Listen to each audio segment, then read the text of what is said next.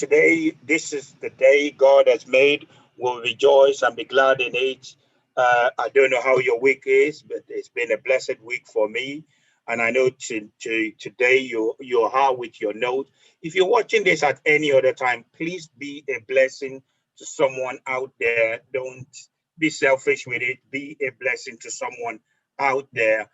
Share this with an artist, whether an experienced artist, an old artist, just share it because I know this knowledge is universal with anyone who is listening or watching it out there. This would really bless them. And this is what they need to know as a recording artist, as a gospel artist, as a musicians, whatever trade they are, as long as it's related with the music business. We are going to try to cover it as much as possible tonight. And tonight we have a wonderful lady doing marvelous things in the kingdom at such a time, not only just herself as a musician, but also she's taking out our own time every Thursday. I can't wait to hear a 1 minute music equilibrium education out there. And also, she mentioned a book, which maybe I might ask her later on in the show. She, like I said, she, in terms of when she came late into the gospel industry, some people would say 2015, she's broken every barrier when you talk about as an artist with her debut song "Still My Joy" in 2015. She's also been nominated as a mobile award winner and so many awards around the world, and she is passionate about music, about education of music, and also as a recording artist and our music, you know, in every platform just breaks barrier and set new records. No other person I'm referring to, Sarah Table. She is our guest tonight, and she is going to be educating us on the, robotic about music, the strategy. You need to have a strategy. Bible tells us that if you want to build a house, you need to count the cost. So without further ado, I will bring Sarah onto the platform and she will talk about your strategy for these music platforms out there.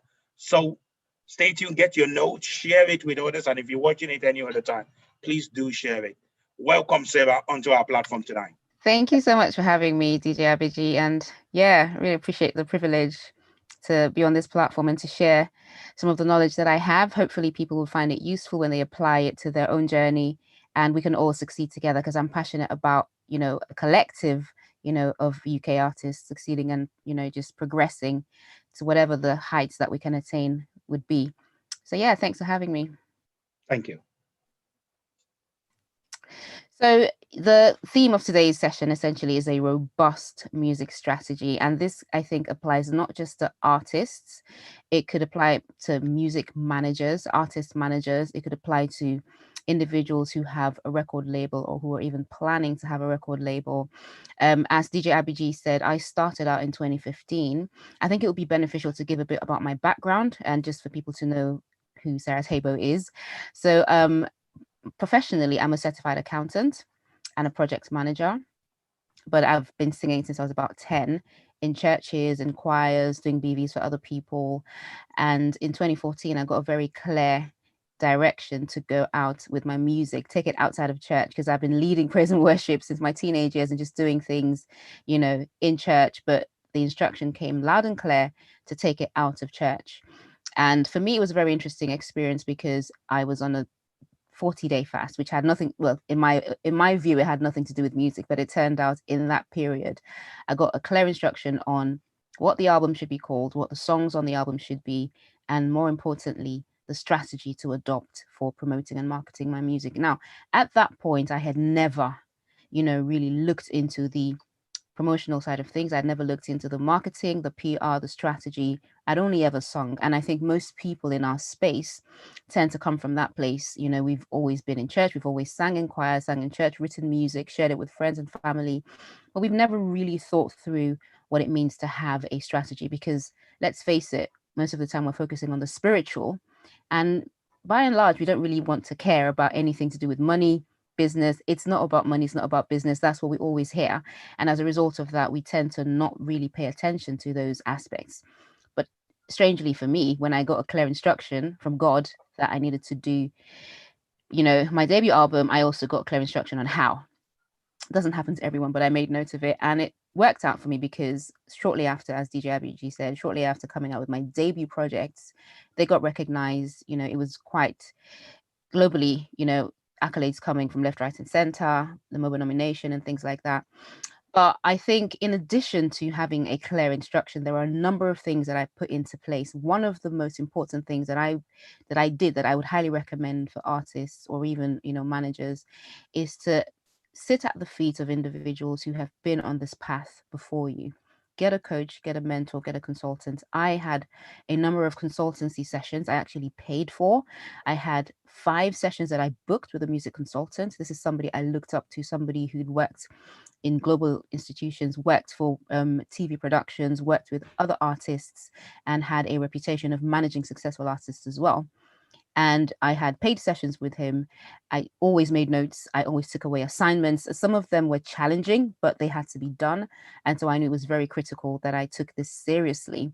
I equally spent a lot of time researching, looking at best practice, because I'm of the opinion that when God gives you instruction, you still need to go away and sharpen your skill set, sharpen, the gifting that God has given you to become the best at what God has called you to be. I use Noah as a reference. He was instructed to build an ark, and God gave him the blueprint. God didn't even just say, go build an ark and figure out how big and how wide and, what the compartments need to be. He gave him the dimensions, cubit by cubit, or in today's language, centimeter by centimeter, inch by inch. But I wouldn't be surprised that Noah had never built an ark in his life. Okay. I wouldn't be surprised that he wasn't a carpenter by trade. At least the Bible didn't say so. So I would imagine that after receiving that clear instruction on what he had to do, he would have possibly gone and watched or shadowed, if you like, people who were boat builders. He would probably have gone to shadow or ask questions of people who had, farms where they raised animals. He'd probably be looking and observing what animals live together, what animals would eat each other, what animals need to be kept apart from each other. He would have spent time researching. He has the responsibility of preserving all of, not just humankind, but all of the animal kingdom. So he would have had to think how to keep each animal such that they don't eat themselves whilst on the ark. He wouldn't have just gone, yeah, here's a blueprint, let's just do it. And the point I'm trying to make is it's not enough for us to just say, okay, here, God has told me what to do, but we need to spend time researching, educating ourselves, sharpening our tools, sharpening our talents, sharpening our gifting, studying if necessary, going on a course. There's nothing wrong with going on a course. It could be a songwriting course, it could be a vocal sort of technique course, it could be a music business course, it could be, even if you've been called to be an artist manager, a management course. There's so many aspects to this calling, if you like, that involve developing ourselves. So the point I'm trying to make, the first point, is seek to develop yourself as an artist such that you can become a professional in that art. And now I did that at the very onset, and it really helped project me, propel me, if you like, to the status that I have, or that I had when I started, and that I have now. And I remember one of the first questions that I was asked, which is now where I'm going to be going, talking about the robust music strategy. One of the first questions I was asked by my coach then was, who is your target market? Being the naive person I was at the time, I just went, yeah, my target market is Christians because, hey, I'm a Christian and I'm making Christian music. But then he challenged me back and said, in the Christian space, there are sub demographics and there are subgenres. For example, if I was a reggae artist, that would inform everything about my sound, my brand, my approach to producing and marketing my music. So it's not enough to say I'm targeting Christians. I could be saying I'm targeting people who love reggae music and who are Christians. And then automatically I have a clear, sort of direction that I'll be approaching with my creation of the music, creation of the art or the product, as well as marketing, the product. So first tip, get as much information as you can, get a music consultant, a music mentor, go on a course, educate yourself, sharpen your tools. And by tools, I mean your gifting. And even if you're a musician, try and be, continue to improve on whatever instruments you play, but do not stay in a place of complacence. Keep on improving on your gifting. Secondly, as an artist or an artist manager, look out for, or should I say, identify your target market. That could mean that you need to take a step back and do some work. I mean, when I got that pushback from my consultant, I had to go away from that session and begin to ask myself questions like, who is Sarah Teibo? You know, everyone has a unique gifting and everyone has a USP. There's something about you that makes you stand out from the crowd, and you need to be able to identify that. I took it upon myself to do a sort of assignment. I put out questions to people who had heard me sing, and I asked them to describe me in 2 words. That helped me with, defining what my brand was, and also defining who my target audience were, or at least who were the people who appreciated my music. Now, that is something that you continue to evaluate over time. Your target market today may change in 2 or 3 years because people change as well. So you need to be constantly reevaluating who you identify to be your target market. Equally, you need to be reevaluating who you are hoping to reach out to with your music. But that's the first tip. And you could also do that, like I did that, putting out a questionnaire and asking people to describe me, because that gave me a very, very good idea of who I was as an artist, which I had an inkling to, but I wasn't really clear on. But you could also do things like looking at artists who you think are like yourself. So let's say you are an artist who's always singing acoustically, with a guitar, and that's what you're really passionate about. That's where you see yourself, expressing your gifting, expressing your art, your creativity on a long-term basis. Then look to see who are the other artists that are doing something similar to what I'm doing, because that may well be an indication of who my target market is. So whoever's listening to them could be listening to me. A good example of how this plays out is if you go onto Spotify and you search for an artist, you would literally at the bottom find Spotify suggesting to you artists like that artist. So even if you have a Spotify account as an artist, on your profile, Spotify would tell you people listening to you are listening to these people. And that in itself is the homework done for you, because then you can then go onto those profiles and say, Spotify says these people's fans are listening to me, and vice versa.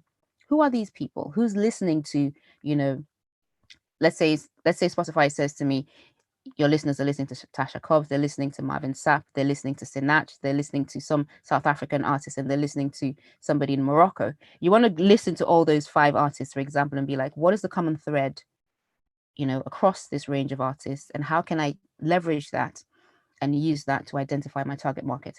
Now, the reason why you need to know your target market, especially when you're starting out, and even reevaluate it through the journey, is because that informs the music that you produce.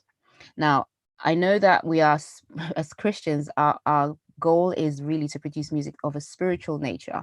We're not doing this because we want to become big stars or A-listers or millionaires. We really are passionate about souls. We do this because we want to reach out to souls with a message of hope, with a message of God's salvation, with a message of God's kingdom. That's ultimately and primarily why we do it. So when I say target market, I'm not saying that in the sense of we want to sell something. Just bear with me on that. I say that a lot, but it's really about who are we trying to reach. Now, the reason we're trying to identify, said target market is because we have a product, quote unquote, which is the gospel. We have a message, we have, a song, we have, a book, we have poetry, whatever it is that, because I know it's not just musicians that might be, or should I say music artists that might be watching. We have people from different spheres within the creative space. So whatever it is that your end product is, that is what you're looking to market. So that's what you're looking to push out. And you want to start by knowing who you're putting this to, and that would inform how you create the product. So for example, if I discovered, and for me, it actually did happen, that when I started out, I realized that my main demographic at the very early stage were a specific age range. And on different platforms, interestingly enough, I have different demographics that are interested in my stuff. So on Instagram, I find the demographic is slightly younger than on Facebook, which has a slightly higher age range in terms of the demographic that love my stuff. Spotify is equally different. On Spotify, I have more female followers than male, and on YouTube, I have more male than female. So on each of those platforms, knowing where the demographics lie that are more interested in your stuff would inform how you also retarget them with your marketing. But I'll get to that in a second. I'm talking about the products now. So we've moved on from getting, information, either mentoring, consulting, or training. to looking at who your target market is. That's point number 2. And then thirdly, now we're looking at the product, because now that we know who our target market is, say for the sake of argument, Christians who love R&B and soul, which is what my target market was when I started. So my target market was Christians who love R&B and soul and gospel music, and that informed how my sound was created. I did further analysis as I was putting the music out to say, so who's actually listening? Where are they? What are their age ranges? What are their, gender splits and things like that? And I found that people who listen to my music were of a certain age range, an age range that has more disposable income than the other sorts of age groups. So I knew that if I put out, for example, paid gigs, I would sell them out because the people I target are people who can spare 15 quid to come out for a gig. And that's the whole idea of knowing who your target market is, because then you can retarget them with other products like a concert, a ticketed concert. So that would feed into your overall marketing sort of strategy or marketing plan to say, okay, if on the flip side, most of your listeners are between the age of 10 and 18, which is a reality, because there are people who put music out and they tend to, be more well received by the younger demographic or the younger generation.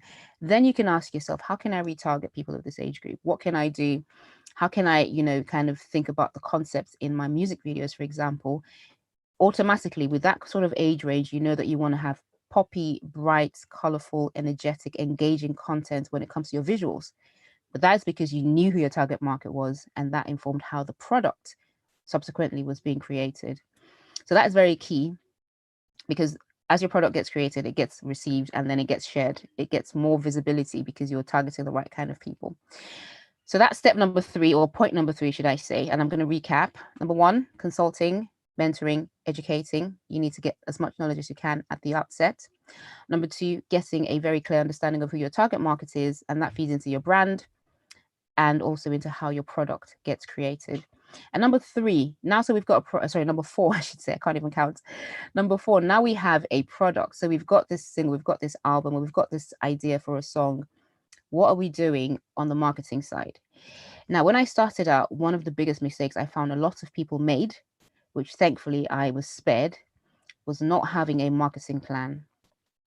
And I was speaking to somebody recently who told me, oh, I've got this budget for a song, but zero budget for marketing. How is that exactly supposed to work?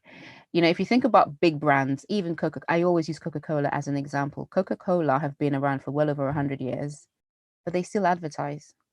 They have an advertising budget. They have a marketing budget, even though everybody, every man and his dog and every nook and cranny of the planet knows Coca-Cola, but they constantly advertise, they constantly rebrand, they constantly look for new brands. I mean, Coke is Coke, but yet there's always new flavors and new packaging and new this and that and the other, because they're looking to stay relevant, So that's marketing plays a very important role in our journey as creatives, as gospel musicians, as artists, whatever you want to label, ourselves.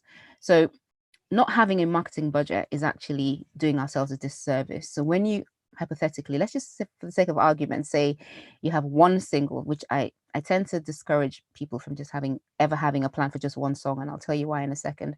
But let's just say hypothetically you have one single and it's going to cost you £800. Let's just say you need to have a budget of at least half the cost of what you're producing.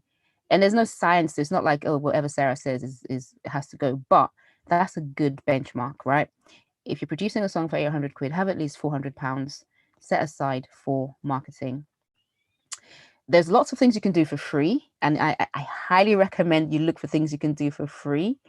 But there are certain things that you need to pay for. You need to pay for things like setting up a Facebook campaign and running Facebook ads to point people to your Spotify or your Apple Music or whatever other platforms you want people to go to listen to your music.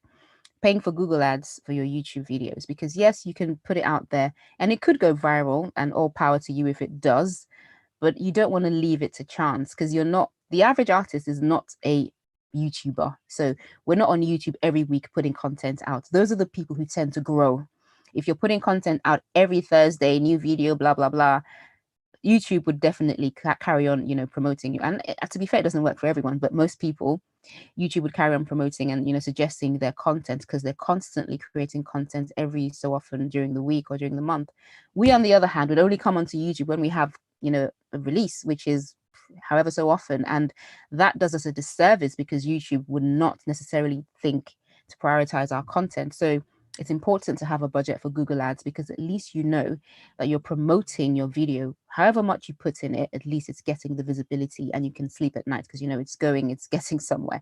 So you need to have a budget for those sorts of things, for your Facebook ads, for your Google ads, and potentially for paid placements as well. Now, most blog platforms would, or websites, Christian websites, Christian bloggers, Christian social media platforms would feature your release for nothing, which is why I say you can do a lot for free. But for some premium platforms, you may need to pay for them to either highlight your release, as a banner on the top of their website, or to kind of write a review of your release, or to run an ad even on their website for your release. So those sorts of things you need to kind of allocate a budget for. So you need to have a marketing budget. When I do my mentoring courses, I don't know if DJ Abby mentioned it, but I do have one-to-one music mentoring courses that I run, and I do them one-to-one. I don't do them like an open sort of webinar or presentation, because I feel like each individual has a unique music journey or a unique creative journey, unique challenges along the way, a unique goal and objective, and a unique story. So I like to have one-to-ones where I can actually talk individuals through what each person needs to adopt for their musical journey. Now, I in those sessions, I have a marketing pie chart that I've created, which kind of highlights what proportion of our marketing budget needs to be allocated to different aspects of the marketing pie chart. So you've got the organic, so which by and large is free, right? So if you wanted to bring out a new song, you need to think about, how can I create sort of a bit of a hype around the release? Friends can do that for you for free. Fans could do that for you for free. You could create a challenge. You could ask people to do a cover, or to do their own, interpretation, do a dance, create a signature dance to the song, get people, moving and sharing the video. And that costs you literally nothing. And for free, you can get a lot of exposure. So I call that organic. It literally just potentially could even go viral. I think the song Jerusalem is a good example. Most people, I mean, if you're not living under a rock, you would have heard Jerusalem. It's a very popular South African Afro pop kind of song. And from my understanding, that song went viral because some dance group created a dance meme out of it, and it just blew up, But the song is a great song as well. But that's the organic part, because you could literally get, friends, family, fans creating their own interpretation of the song, sharing that. And this is all part of your marketing pie chart, and just get that out there. There's a social media aspect, which again, I couldn't overemphasize. Naturally, I'm an introvert, so left to me, I'd be in a cave somewhere reading a book.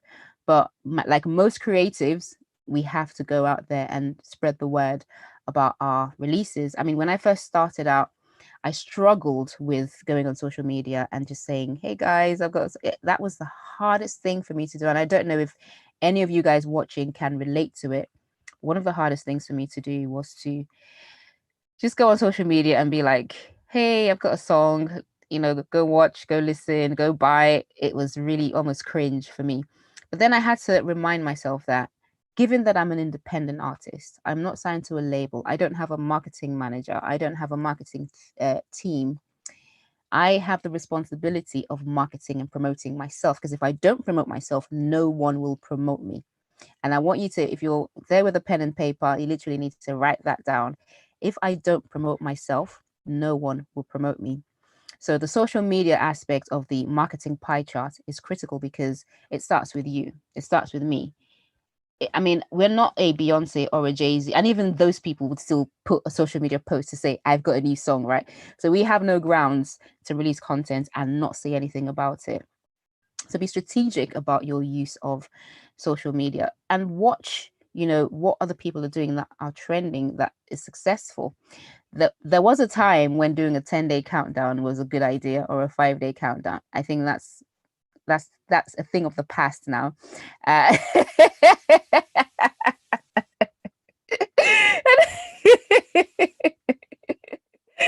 see Anna's reaction. But I think it's a thing of I've done it a good few times, but you have to evolve with the times. You have to be like, okay, so what's happening now? The interesting thing about the countdown is you can still do it, but you do it subtly without even putting numbers. So you can have a plan for the 5 days or the 7 days towards the release, but you're not going, hey, 7 days, 6 days, like, yeah, so what? So on day 7, for example, you could just put a 30-second video of yourself, in studio, and be like, it's coming, and that's it. And on day 6, you could do something completely different that has nothing to do with the release. I'll tell you what, there was a day, one of my releases, my daughter, I can't remember what it was. No, somebody texts me to say, I heard you have a new song out. And I text back and I replied, but then my reply had a typo. And I am OCD with typos. I'm not an OCD. I don't have OCD, but when it comes to grammar, yeah, it gets me. So if I type a message to you and it's got a typo, you know that 5 seconds after or a week after, when I see that typo, I'm going to resend it with an asterisk and the correct word.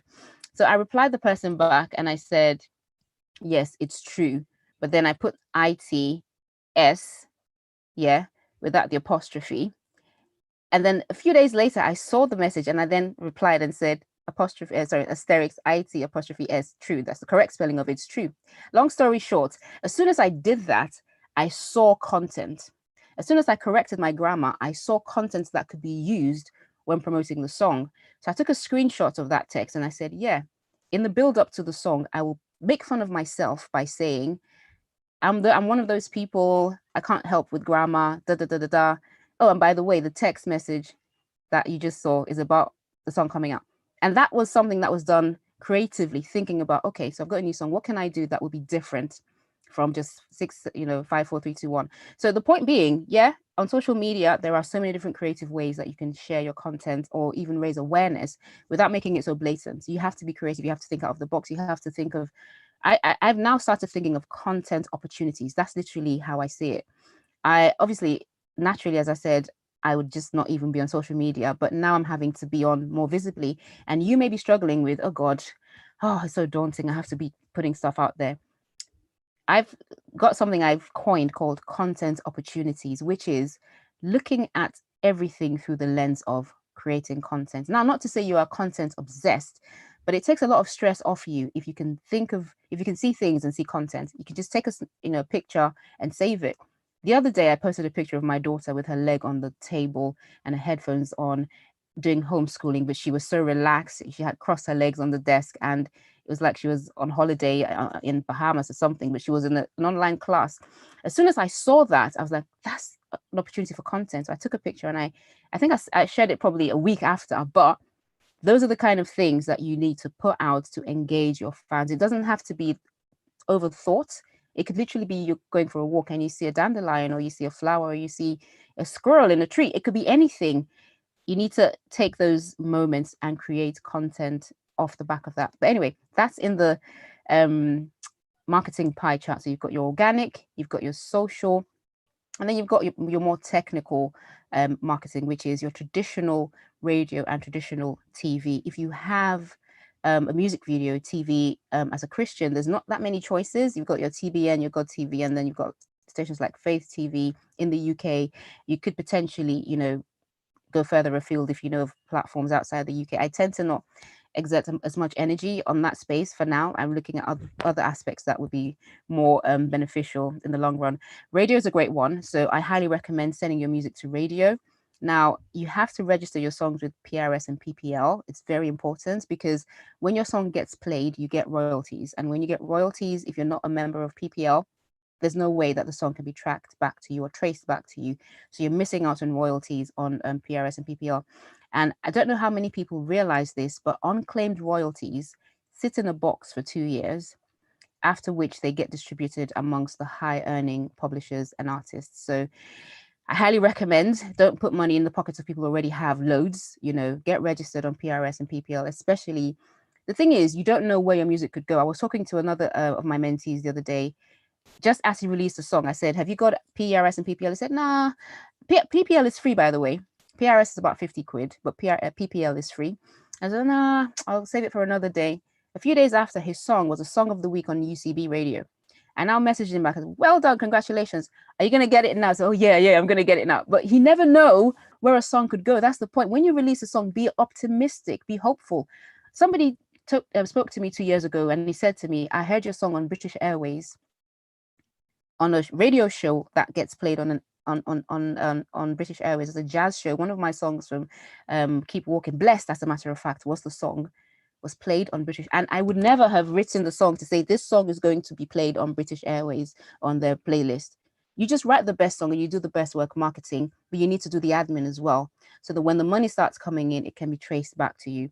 So that's traditional, avenues. You've got your marketing, as I said earlier, you've got your organic, you've got your socials, you've got your traditional, so your radio, TV, and then you've got print. I know print tends to be overlooked, but where the opportunity presents itself, take it. If you get the opportunity to be in Keep the Faith magazine, in the Voice newspaper, you never know who could see your stuff and where it could go. And these are not terribly expensive to exploit as well. And then, of course, you've got online platforms. So you've got the bloggers, the Christian websites. And as I said earlier, 9 times out of 10, they would look to get your content featured for free. If you need it to be like a high profile feature, like a banner at the top of the website, then you might need to spend a bit more. But even that doesn't break the bank. The exciting thing about all these things that I've said is if you have a budget earmarked for it from the start, it won't be as daunting as if you said, I want to spend £1,000 on a song. And then you create the song for £1,000, and then you don't think, and then things start popping up that you need to pay for, but you're struggling. Because the truth is, if you never set out to spend money on a certain thing, when it arises, even though the money might be in the bank, you'd be reluctant to spend it because you're like, well, I've done the song. But if you had £400 set aside for marketing, you can actually prioritize and say, okay, I'm going to spend £100, give or take, on Facebook ads. I'll spend another £100 on Google ads, give or take. I'll spend the remaining £100 or the next £100 on any bloggers that ask me for maybe 40p here, sorry, £40 there, £30 there. And the other £100 would be for anything else that comes up that I need to pay for. Let's say I find some big radio station that does a campaign and asks me to pay £100, but it's a big one and it's worth it, So you have that at the back of your mind, and then you know that you're putting all this out there. And the great thing about it, as I said earlier, is when you have registered on all the right royalty collection platforms like PRS, PPL, and if you're going abroad, SoundScan, Nielsen, and Mediabase, you need to register on these 3 platforms for airplay in the US particularly, because then your royalties from those countries will also be tracked back to you, traced back to you through those platforms and to PRS and PPL. So anyway, so that is kind of like the marketing aspect, and there is so much that can be said. Facebook ads alone, I've attended a course that I had to do 8 modules just on Facebook ads that points you to Spotify, literally step by step. So it's not even a thing I could exhaust on a call like this, but it literally talks you through. There's things like setting up your own Facebook page. There's things like having your own pixel. There's things like how to set up a campaign, an ad set, and then an ad, and then how to link those to your Spotify, tracking your results, analyzing those over a certain period of time, tweaking your ads, retargeting people who respond. There's a whole science to Facebook ads for Spotify that I'm not even going to go down that rabbit hole, but you should. As a matter of fact, if you find out, say, I just painted the hypothetical scenario that you have £100 spare, you can actually use some of that for training, even if it's £30 to go on a training to say, how can I get better at so and so? Because ultimately you're going to benefit from being able to do it yourself, So, but that is literally a holistic view, if you like, of how to go about the marketing approach. You need to have something allocated or a plan for each of those different pillars within your music marketing budget. And then the final thing that I'm just conscious of time. I've got about, I think DJ Abby said I've got 45 minutes. I think I've got about 8 minutes, and then we can take questions. I think the final thing that I'd say is have a pre-release day and post-release plan. If you're doing a single, it'd be shorter. If you're doing an album, it'd be longer. But have a list of activities that you carry out prior to the release. And the thing about it is you don't have to be so blatant about it. Some things can be done very subtly. And it just, people gradually come to terms with the fact that, and you have to be constantly doing it. They come to terms with the fact that, oh, Sarah's doing something, or, Joe's doing something and it's becoming exciting. I just want to keep up with her. I want to make sure I don't miss anything. For example, the equilibrium that I'm doing every week is something that, as DJ Abby said, I'm looking forward to hearing what Sarah's doing every Thursday. So when I now put a release out on Easter Friday, he's going to be one of the first people to hear it, as opposed to me just dying on social media, then coming up 1 week before the release and going, hey, the song is coming out in 7 days, watch this space and don't miss it. You have to have a pre-release plan, and your pre-release plan could be anything from, you've got a pet dog, you just got a dog, a new dog or a new bird or a new cat, and you're just getting people engaged in your life. It doesn't have to be so blatantly about your music. It could be something completely different, lifestyle, whatever. It could even be a devotional. You could literally decide, okay, you've run out of all the ideas and you're like, okay, do you know what? I'm doing this devotional for 30 days. Who's going to join me? And by doing that, you're keeping people involved in your story, and then you're seeping in bits and bobs about your release over time, but you're not giving them a shock when it comes out. Release day, you need to have a plan as well. I highly recommend and advocate for having a press release. And for the next, actually, interestingly enough, for the next 4 or 5 equilibrium sessions I'll be talking about promoting your music. I've actually recorded them already. How to promote your music. It's going to be obviously 1 minute quick fire nuggets, but each week will be about specific topics. And one of them would be about getting actually, one of them is about what to do for free, literally for nothing, to promote your music. And one of those things is a press release. Your music is telling a story about something, and you need to take the time to think about what that story is, what the message is about the song, what is unique about it, because every song is unique. It's like a fingerprint. What is unique about the song that I can highlight and make newsworthy? So I wrote Spirit Come.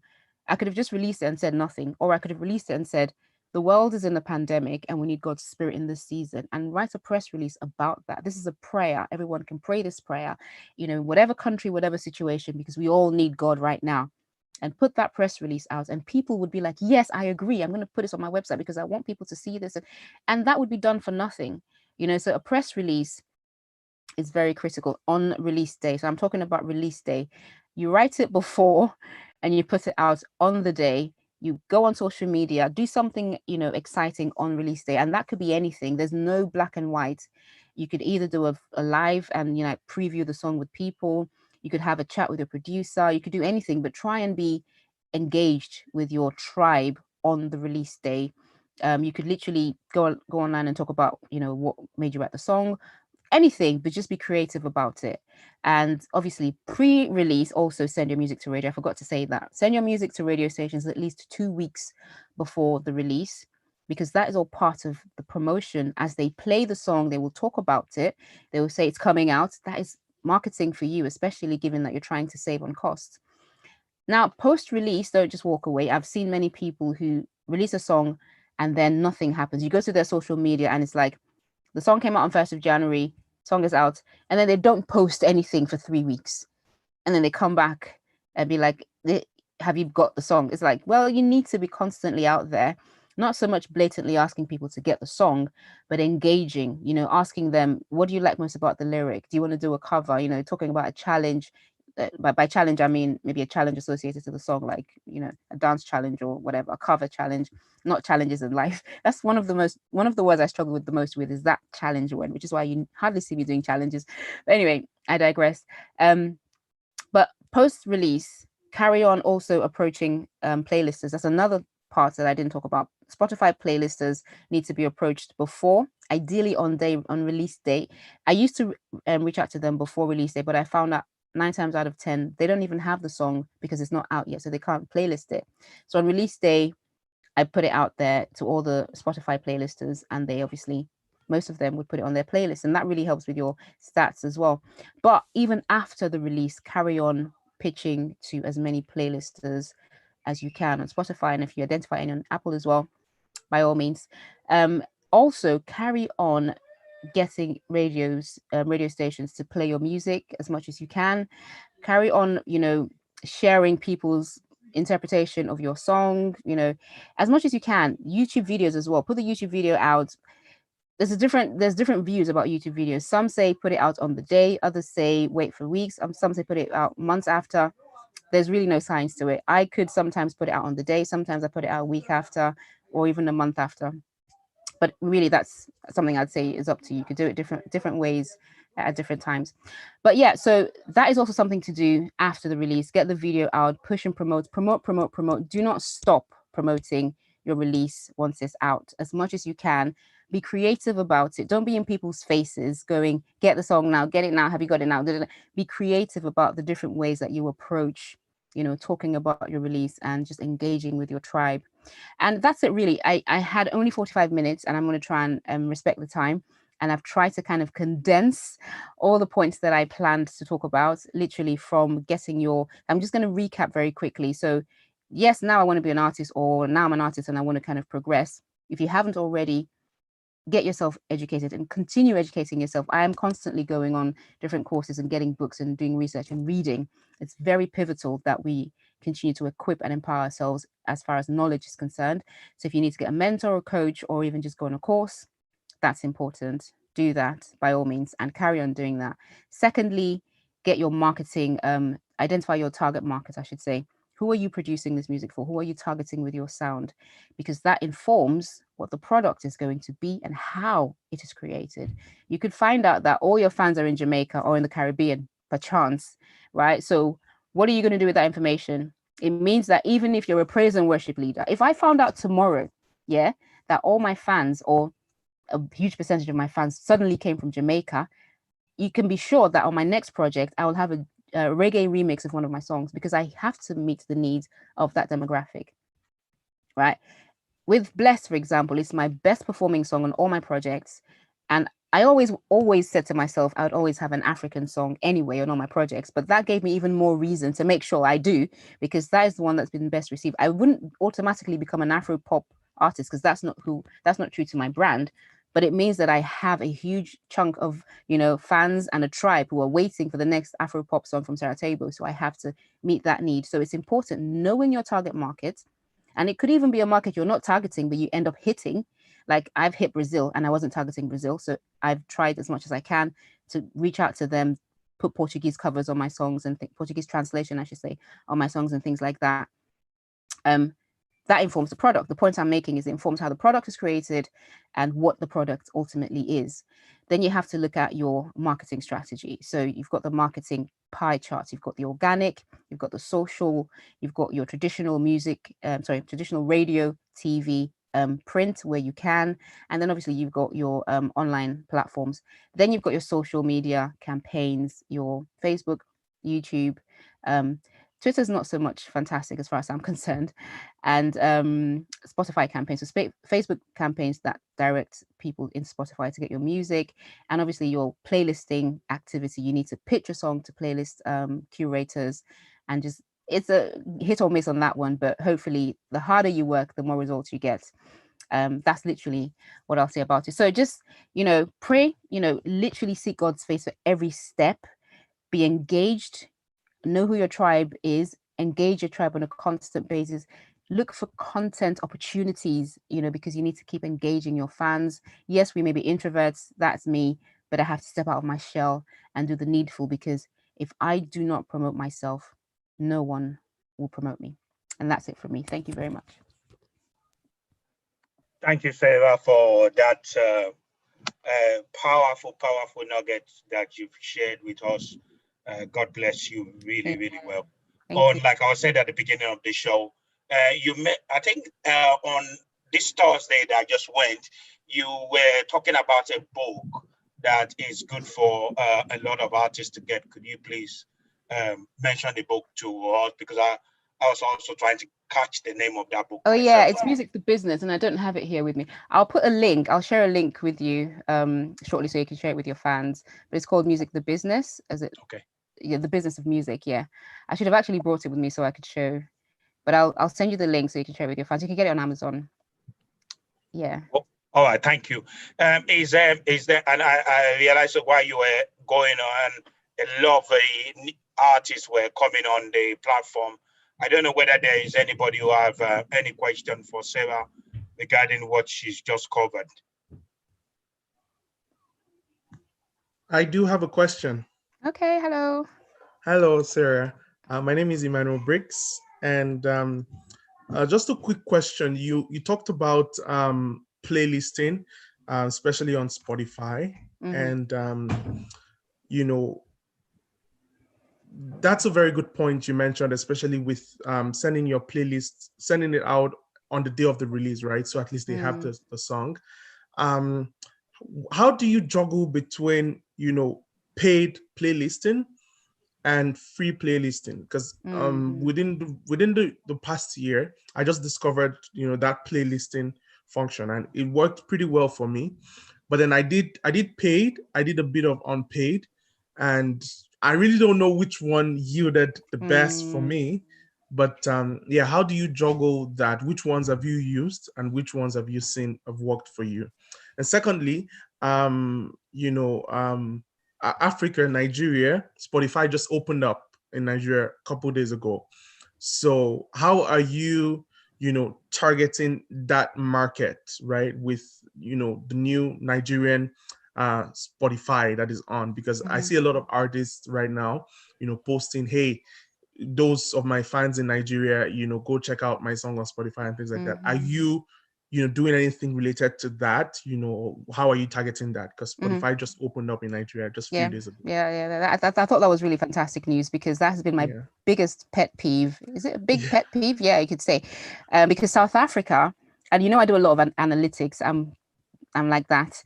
I took my time to look at all the countries where Spotify was, and then I broke that down into which of these countries are Christian countries. Obviously, South Africa was the only country in Africa legitimately that had Spotify, although Nigerians still listen to Spotify using VPNs, and the VPNs tend to be based in like India or Russia and things like that. So they access not just Spotify, but other things using VPNs, as you probably know.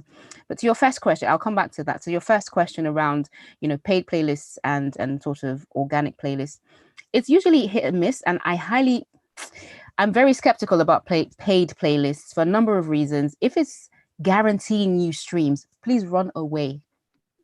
If a playlist website says, I guarantee you 10,000 streams in one day or whatever, you literally take your money and run away. And here's why. There is no way in the world, if I had a playlist with 100,000 people, I can't guarantee you that everybody on that playlist is going to listen to your song, because we don't even know what the song is, right? We don't know if they're going to like the song. We don't know if everyone is going to be on that platform on the day that it comes out. There's so many factors. On average, I mean, my song was playlisted on a Spotify editorial playlist that has 120 odd listeners. And per day, it was getting about 800 streams. Now, I don't know how many of that came from that playlist, probably 90%. But that doesn't, look at that disparity, 100,000 to like 800. So even that huge a playlist cannot guarantee thousands of streams per day. 9 times out of 10, those are bots. When people guarantee you streams, they're using bots. And I actually did some analysis again, don't mind me, recently to compare on average a successful artist or an established artist's monthly listeners against what their streams are. So when you go on Spotify, it shows you how many monthly listeners a person has, and it shows you how many streams their song, especially new songs. Now, ideally, you'd expect a ratio of about 1 to 4. So if I love your song so much, I could have it on repeat, maybe 4 times, and then I get on with my life, right? And not every single person who listens to your music is going to do that. It's usually an 80-20 ratio. Usually about 20% of your listeners are your core fans who would have you on repeat all day. So you'd assume that if a person has 10 followers, give or take, they'd have 50 streams, give or take. Let's just keep it simple, keep the numbers simple. So if somebody comes up and says they have 50,000 streams, right? You'd expect them to have at least 10,000 followers generating the 50, not followers, sorry, listeners, I meant to say. They'd have 10,000 lists, because people can listen and not follow on Spotify. They can have 10,000 people are listening to generate 5,000 streams. That's the kind of ratio you'd expect. So when somebody, and this is where Spotify pulls away people's streams, and I've seen it happen live. If somebody comes up, especially if they don't have a following before, and they suddenly have, let's say, 20,000, 50,000 streams, but they have 1,000 listeners, there's a huge disparity. And Spotify actually removes those streams because they look unnatural. I mean, these algorithms are live, and I'll give you a classic example. On my birthday this year, and again, I'm one of those people who just does things. I do it, get it done. I replied every single comment on my page. Thank you. Oh, thank you, Auntie. Smiley face. God bless you. Amen. Thanks for the prayer. Facebook blocked my account because I was typing so fast and replying every message. They thought I was a bot. Yes. So the thing is real. Algorithms are live. They happen. They track activity. If it's looking abnormal, it would crash it down. I was a human being typing quickly. Oh, thank you. Oh, da, da, da, da. And because I was replying every single person, it stopped me. It blocked me from my own account because the activity looked abnormal. So this is real. So you can imagine if Spotify is looking at how is this person's this new artist is getting all these streams, but then we're looking at the number of people and there's suddenly it goes. So run away from anyone who's guaranteeing. Do the work. And I have a whole foolproof step-by-step approach that I've talked to many people about. It's a bit painstaking, but at least you know if I have 20,000 streams, it's authentic. You know that you've worked hard for those numbers. Because again, at the end of the day, what are these numbers? Yes, they're great to have, but God forbid one gets hit by a bus. What's all the followers on Instagram and all those numbers on YouTube going to do for you? You know, let's put things in perspective. Let's be people of integrity, even though we're chasing quote unquote numbers. The second one on Spotify in Nigeria, I think is a huge, huge leap. And obviously what it simply means is you just put your ads and target Nigeria. What people should be doing now is looking for which Spotify playlists are curated by Nigerians. And I know Nigerians, we don't waste time, yeah? We hop on things straight up. So literally go and look for who is Nigerian, who's created a playlist. If you can reach them on Instagram or Facebook or website, get your song to them ASAP before it gets saturated. That would be my tip. Thank you. No worries. Pastor Pam, I think you want to ask a question.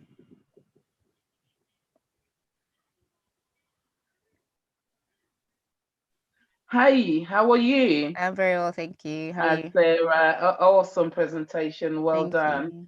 And well done for all your hard work. I just wanted to find out, so in terms of mentor, because you mentioned something like mentee, in terms of mentoring, do you actually take on, say, for somebody who has the talent, but has not actually established yet, or, you know, a bit nervous or lack the confidence?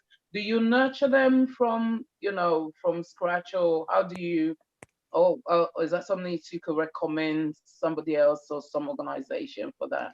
Yeah, actually, that's one of the things that I'm passionate about, is seeing people succeed and taking them from a place of almost, I wouldn't say, I don't want to use the word amateurity or amateurism, but really, if you're not yet where you need to be as a musician or a creative, literally taking you from that point, from point A to B, and helping you develop. And if a lack of confidence is one of those things, then that's definitely something I work with my mentees on. I have a mentee at the minute who's struggling with sharing her music, and you need to be confident to share, because I sometimes do, when I create music or I write a song, it's sometimes hard for me to take that, and I get nervous about how people would receive and respond to the music. So I'm working with her at the minute to build her confidence on being able to write songs that she's happy with and confident to share. And that's an aspect, you know, when it comes to self-confidence, it could be different things that could be resulting in that. And that's definitely something I work with people on. So by all means, if you need to contact me separately, let's have a chat. Okay, that's fine. I'll speak with Abbeyg for that. Thank you, DJ. Thank you. Well done. God bless. Yeah, is there any other person that has a question for Sarah?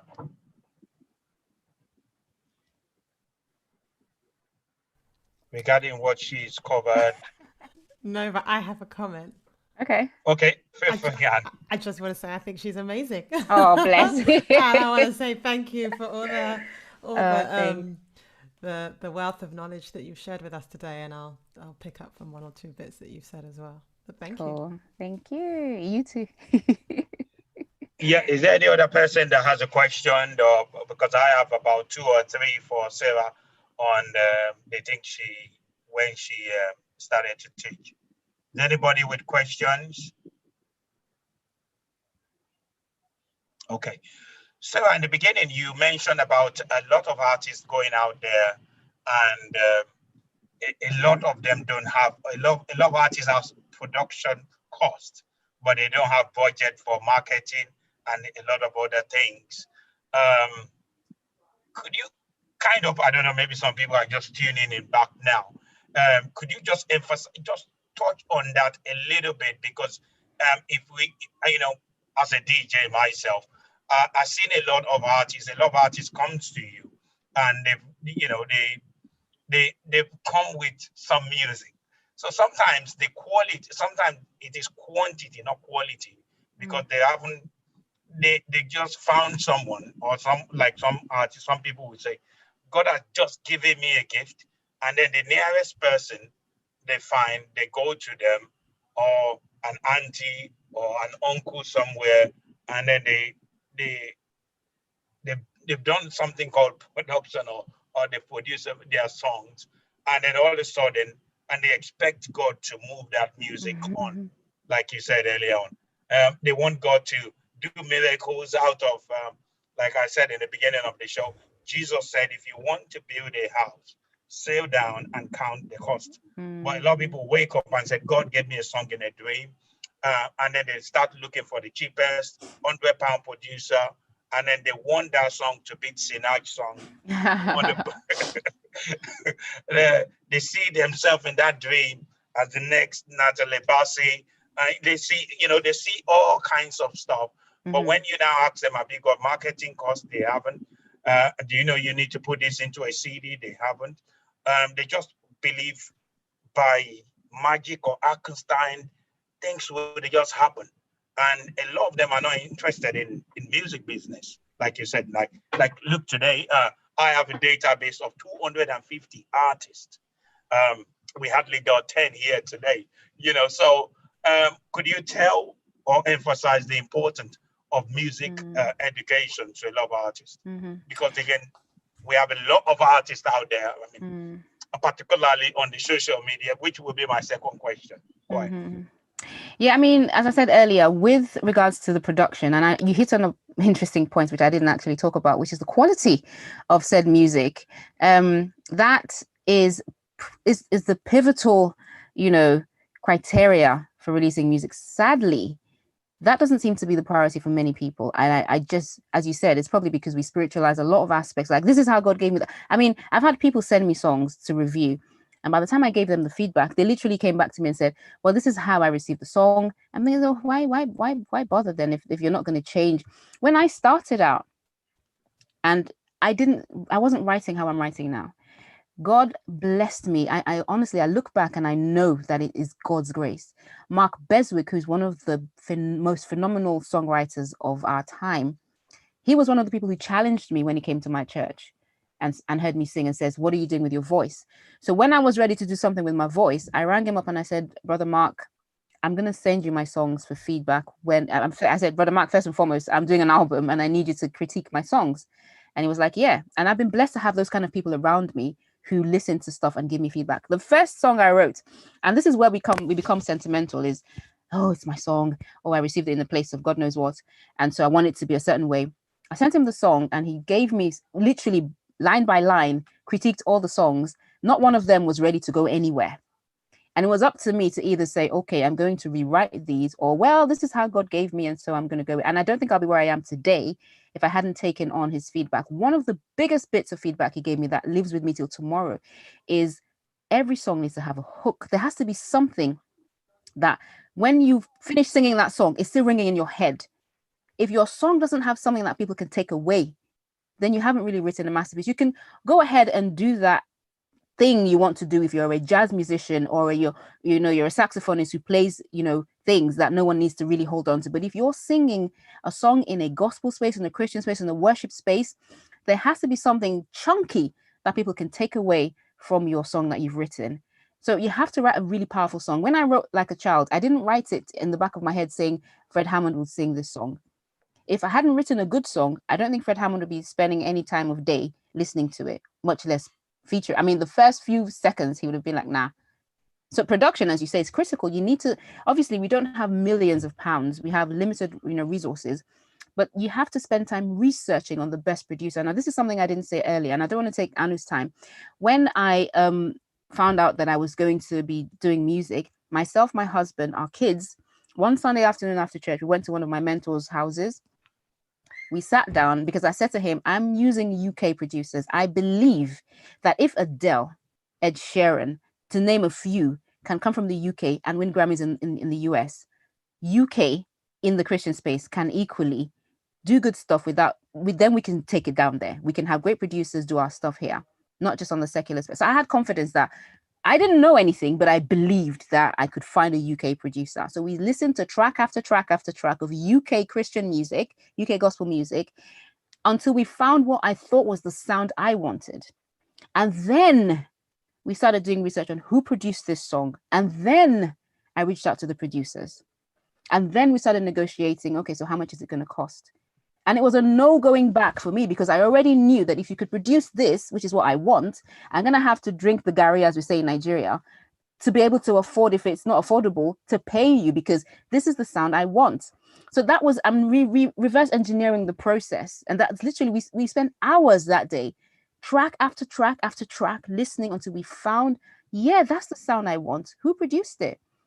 And before then, many people have come to me and be like, I can produce you. I can produce you. I'm like, nah, that's not how it works. In my head, even though I was a novice, even though I'd never done it before, I just didn't feel like it was all about you can produce me. It's about, here's what I want to do. Who can do it? And then hopefully I can afford, to pay you.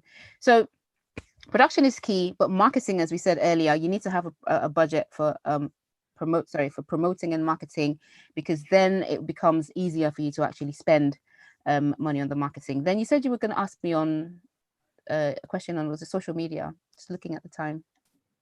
Yes, let me quickly just ask you just the last one. I've realized a trend, and people keep asking me this. I speak to a lot of DJs and people as well. They keep asking me this question. A lot of our artists as well, I haven't got any problem people going on particularly social media, doing 40 days of praise, 50 days of praise, and like you said as well. But what I often think about is after we've done, like you said earlier on, after you've done all these 40 days of praise and 30 days of praise, and at the end of the day, you're not pointing people to something, like you were saying earlier on, after, just like you said, you were sharing your daughter's leg and stuff. And at the end of the day, it's just to keep people going on something. Because when now you have an album, you can point them to something. But people are on Facebook and on a lot of social media platforms doing stuff, but they're not really, the end goal, when you ask them, they're just saying, oh, just like you said, a lot of things, we spiritualize it. God told me to be there for 90 days. God told me to be there for 50 days. And at the end of the day, this is my own opinion. That time I think it's more attention seeking, because that time you could use that time in studio, in understanding the business of music in itself, understanding the business of music. Because what happens is, after a certain time, like you said, that you get forgotten. After your 40 days, after your 50 days, people, even now, a lot of the social media platforms are thinking of charging or one thing or the other very soon. So what I'm basically saying is, do you think that is the way to do promotion, to promote yourself, just being on social media and being there every time, pushing your song or stuff? Is that the only way of pushing yourself as an artist? Because I've hardly seen you doing stuff on social media. I hardly see you do any stuff on social media. But here is Sarah, who has done collabo with Fred Hammond, who has done stuff with Muewa and Andrew Bello and all those great artists out there. And I don't see most of those artists either on social media. So I tend to, that makes me think sometimes. When you say you hardly see people on social media, are you talking about like posting regularly or posting about themselves, like coming on and doing lives? Because doing lives coming on and doing live. I'm talking about artists. Lives. Are you talking about lives now? Yes, people who do live. Yeah. So if you see me doing a live, it's part. And I'm not saying it's bad. If you see me doing a live, just know in the back of your mind that I'm working towards something. Because personally, and I know it's a bit geeky of me, but I'm one of those people who likes doing things for a bigger purpose. It has to be linking into something. Otherwise, you're really wasting your time.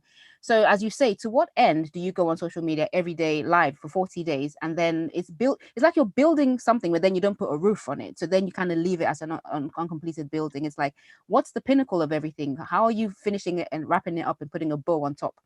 And so, I mean, people do things for different reasons. And I'm not going to flog anyone for going on live every day if that's really what they've been called to do. But I think they should also ask the bigger question, which is why. They need to ask for that. I mean, at the start of this year, towards the end of last year, because I always literally for me, spending time in God's presence is critical, especially for my music. And I was saying to God, please give me wisdom on social media, because personally, being an introvert, it doesn't come naturally. And I know a lot of the things I do on there are very creative because I actually pray about this. I say to God, please give me wisdom. And then he told me about equilibrium. And then he said, look, if you sit down any day the house is quiet and pre-record all the ideas that you have, because it's 1 minute videos, some of them take 15 takes, by the way, but because you have to be within that 1 minute. So I do some of them nearly 20 times and I laugh at myself. It takes time. But once you've got, and I've got like 7 videos lined up, so I don't need to lose sleep over content because it's there just waiting to go out. And that's just because of who I am. I'm one of those people, as you say, you won't see me literally just on social media for no reason.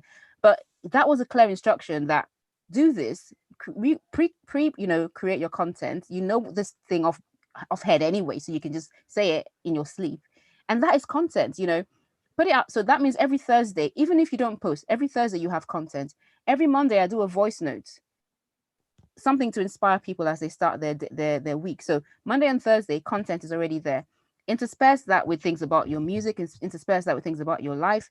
And Bob's your uncle. You don't have to overthink, the social media strategy. But that's all about being relevant, being constantly there without being in people's faces, and also putting stuff that will be valuable to people. And I think because I was in that place of prayer, I received the clear, and I keep saying this and it sounds very overly spiritual, but it's the fact. I literally talked to God like about everything. And when he gave me that instruction, that's great. I literally wrote it down Monday, Tuesday, Wednesday, Thursday, where there'll be one day where I do nothing whatsoever on social media. And then that's it. But what that means is I'm not in people's faces every day. At the same time, I'm putting stuff out almost every day without you even, you saying you don't see me, but it's there every other day. There's content coming out, but it's so subtle and it's not in your face.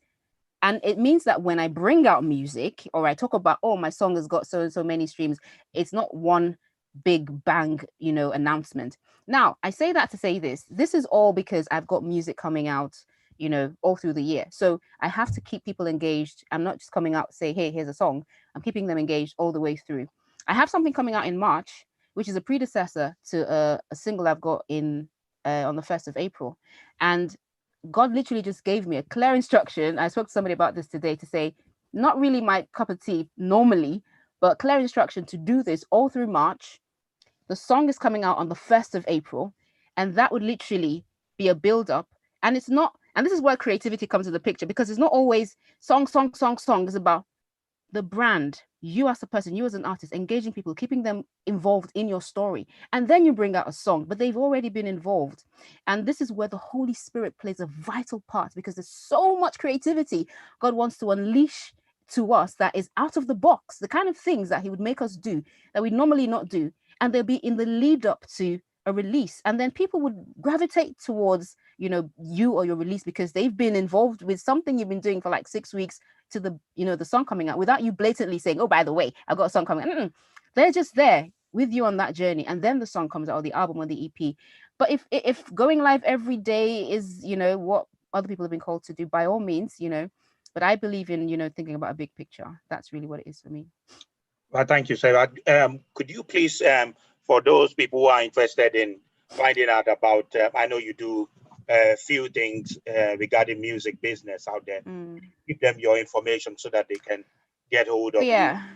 So to connect with me on basically for anything on music business or music mentoring, just DM me on Facebook or Instagram at Sarah Teibo Music. So it's at Sarah Teibo Music, and I'll send you the link on how to look into the mentoring, the one-to-one mentoring I do, and the different pillars that I cover. So the 3 pillars I cover are music strategy, music admin, and music writing, because those are I think those are the 3 important aspects of the musical journey any creative can go on.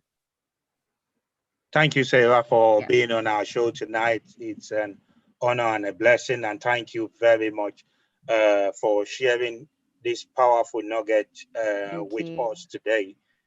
God would really richly, richly bless you Amen. Thank for it. you. And I know this is the beginning of great things, because Amen. what we're doing is just like you said as well. What we're doing is we're sowing into the lives of people in the future, because people will go on YouTube, they will go on Facebook, and they will watch this. And we expect the music, the gospel industry to get better, to people to do Amen. things the right way, the better way, and also to do things with knowledge, with spirituality, and everything will be balanced in a way unto God's glory and presence. We celebrate you. Thank Um, you.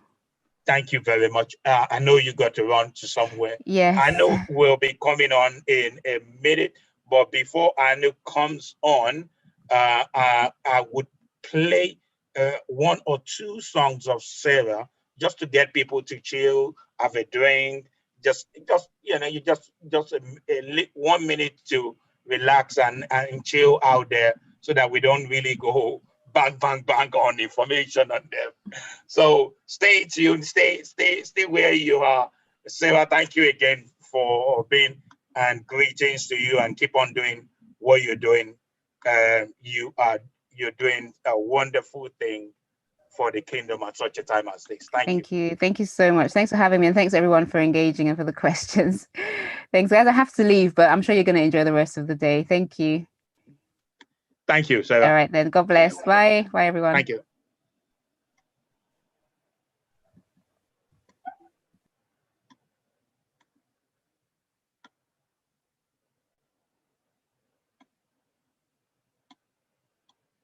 Here, raining cats and dogs, but hey, it's London. What can I say? Anyway, quick one. I finished my verse of our song, so I want to know if you'll finish yours. Yeah, I did, but I need to hear yours again to make sure that we're good. Okay, cool. Yeah, we can do that. Let's do that.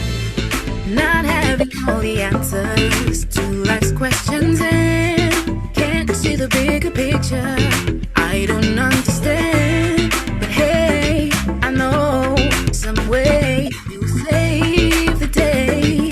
So I will keep the faith and like a child. Do you keep forgiving all my crazy ways? Times I stopped believing, but your love said, hey, I am here, I ain't going nowhere. Pain and the fear, I'll make disappear. I'm gonna believe what you said you will do. I'll keep holding on, 'cause there's something I'm gonna believe what you said you will do. I'll keep holding on, 'cause there's something through my darkest hours, through the pouring rain, through the deepest tunnel, through my hurt and pain, Through the disappointments, through all the shame, all of my through the shame. lonely moments, When I call your name, through the darkest days, I'm gonna, trust him, through the rain, I'm gonna. trust him. Your name. I'm so blessed, I am so blessed, I'm so blessed, Let's go. I'm alive today, it's a testimony, God has made a way,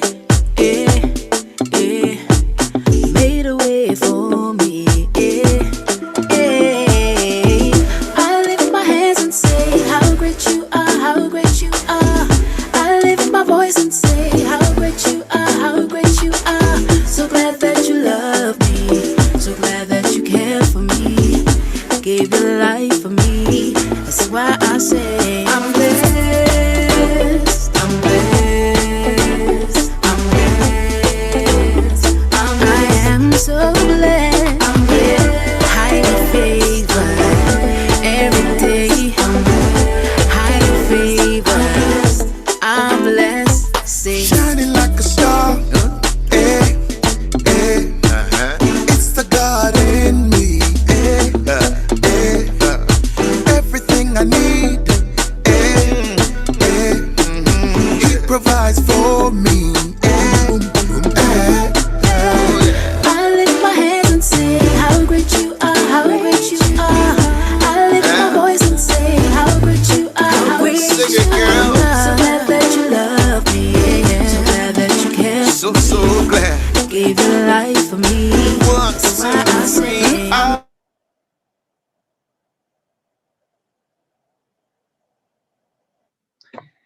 Hello, welcome back, people. That was a wonderful session by Sarah. If you missed it by any chance, please do go back to the very, very beginning where you are going to you know you need to listen, get your note, and it will really, really bless you.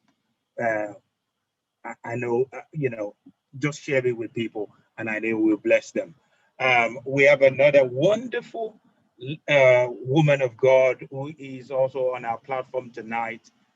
She is doing wonderful things for the kingdom at such a time as this. I've heard of her in the past so many times. She's a choir director, she's a manager of an award winning choir. And also, she teaches people on vocals and a lot of other things. And also, she is a presenter on Premier Radio. Am I right? She's a broadcast. No, is it? Oh, no, no, no. She's saying no. Okay, Not so on Premiere, before but before I I have get myself into trouble, let's bring Anu to the platform. She will be speaking on marketing oneself indirectly, and about songs and song production and so many things. So please get your notes. This. You do this opportunity we're given. It's a rare opportunity because a lot of platform people pay thousands and hundreds of pounds to get this, but you get it free to you, so that we believe in your vision, and we believe in you being the best out there. That's why we're bringing the best around the world to educate us. So welcome, Anu, onto our platform today. Thank thank you, you. Anu. Welcome. Thank you so much, DJ Abbeyg. It's a very great privilege to be here, and an honor. Thank you so much for having me. Yeah, so you were right pretty much about most of the things you said. Just I do presenting, although I haven't done it for a while, just not on Premier Radio, but I've done some online work and some stuff for different TV things as well. So thank you so much. Yeah, I'm going to tell you a little bit about my story and my background in the music community, if I put it that way, the music industry, and then I'll pick up from some of the points that Sarah touched on. She did such a comprehensive job, so I won't cover the things that she's already said. You can go back and watch that, as DJ Abbeyg said, but I will just take on and develop one or two things that she spoke on and take it a little bit further. Okay, so as has been introduced, I'm Anu Omideyi, and I managed and directed for many, many years the Reapers Choir, which is an award-winning choir. And, we went from performing at the Royal Albert Hall, the Royal Festival Hall, going to being invited to perform at 10 Downing Street, many things up and down the country. I've gone back and forth directing choirs internationally. I've also had the great privilege of being a finalist on the BBC Gospel Choir Songs of the Year for Songs of Praise with the Reapers Choir, but also I work with many, many different choirs. And at the moment, I'm producing an album for the Hillsborough Disaster Commemoration Choir. So some of you may remember, or you may not know, decades ago in 1989, there was a disaster at the Hillsborough Football Club, and it was a massive thing all over the country, and the inquest has been going on for many years, and they're finally putting it to bed. And so for the very final thing, they've asked me to produce the choir and to produce an album for it. So that's a national event that will occur at some point once the pandemic is over. So lots of different areas of work and production in relation to music. But just to let you know that, like Sarah, I've come into this quite late, and I say this so that it can give you some hope that if you're coming into this late, or you're just starting out, it really doesn't matter. You can do quite a lot in a little bit of time if you approach it well. As I said, I'm not going to cover what she said, so go back and look at what she said about how to do that. But the way I would like to introduce that to you from my aspect is that I was actually a criminal lawyer in practice for nearly 15 years. And so it was only in the last 7 or so years that I came out into the gospel music community to start doing music outside of the church walls. The choir that I ran, the Reapers Choir, is my family church choir, and I'd been running that for many, many years since I was a teenager. Not just running it, directing, writing songs, and so on and so forth. But all of that was in church, just like Sarah. All of that was in church, leading worship and doing all those things. And so it wasn't until in the middle of the noughties, the 2000s, that the call was to go out and to sing outside the church walls. And when that call came, I decided to take it. So just to encourage you, even if you've spent so much time not doing anything in the business or in the community, it doesn't mean that you can't take it on. You can. You just need to know what to do. And so without further ado, I'm going to just jump straight in after telling you a little bit about me. We spoke earlier when Sarah was here and with DJ Abbeyg about the importance of social media and marketing and how you go about that. Now, one of the things that she touched on, which is so important, is just how you are able to present yourself to your audience without looking like you're in their face about your specific project. And I just want to deal with that for a little while, because as she mentioned, and as I've also witnessed, what can happen is that you don't see people, artists, on social media or in any kind of platform until they want to tell you about their product. Now that can be quite off-putting for the listener, and I really want us to understand that, because it feels as though we haven't been on a journey with you. We haven't understood who you are. We haven't understood why you're bringing out this music, and it feels like you just want to sell us what you have. Okay, and that can be quite difficult for converting someone who's watching you, even if it's a friend or a family member. It can be difficult to convert that person who might support you or know you into somebody who wants to listen to your music, or somebody who wants to buy your music, or somebody who wants to attend your concerts, or someone who wants to support you in that way. So we want to be thinking about how we can move people from being people that know us to people that actually want to take action. And that's a really, really fundamental conversion that we really need to start thinking of. And again, just building on some of the points that Sarah already so eloquently made, you need to think about who you are. Who are you? Who is your market audience? Who are you targeting? Again, I know that we're Christians, and I know that we really just want to put the message out to as many people as receive it, that Jesus Christ is Lord. And of course, that is our primary aim. And we want to spread the gospel. And there's nothing that we want to do more than that. But who is your audience? Who are the people that are likely to listen to your voice? Who's going to listen to Anu and her choir, or Anu on her own, as opposed to Sarah, or as opposed to Emmanuel, or as opposed to DJ Abbeyg, or as opposed to Lady T? Who are you? You're going to have to figure out what that is. And again, I want to share my experience in that regard, because I've had to do that on different levels. So when I was doing work with the choir, the Reapers Choir in particular, I would have to approach how we related to our fans and audience quite differently to how I would approach it when I'm putting out music just as myself.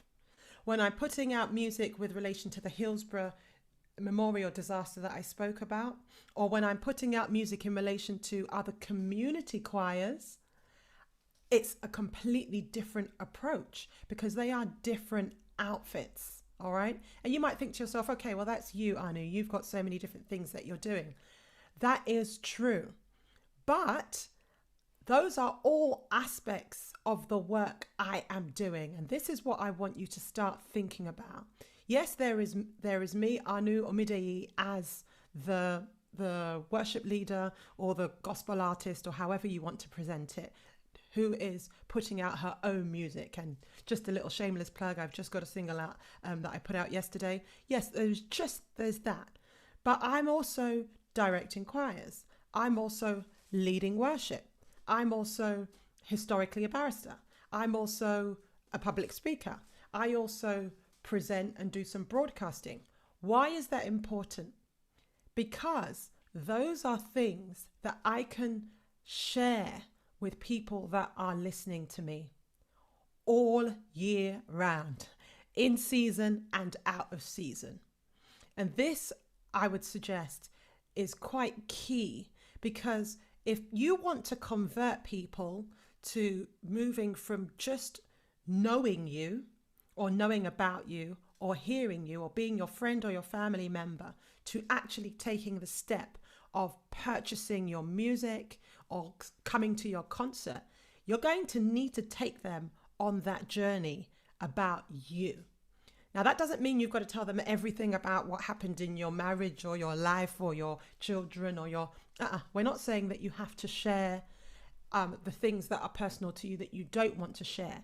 But you do have to bring them on a journey with you, because you'll find that when you bring people on a journey with you, they're going to want to do so much more to support you.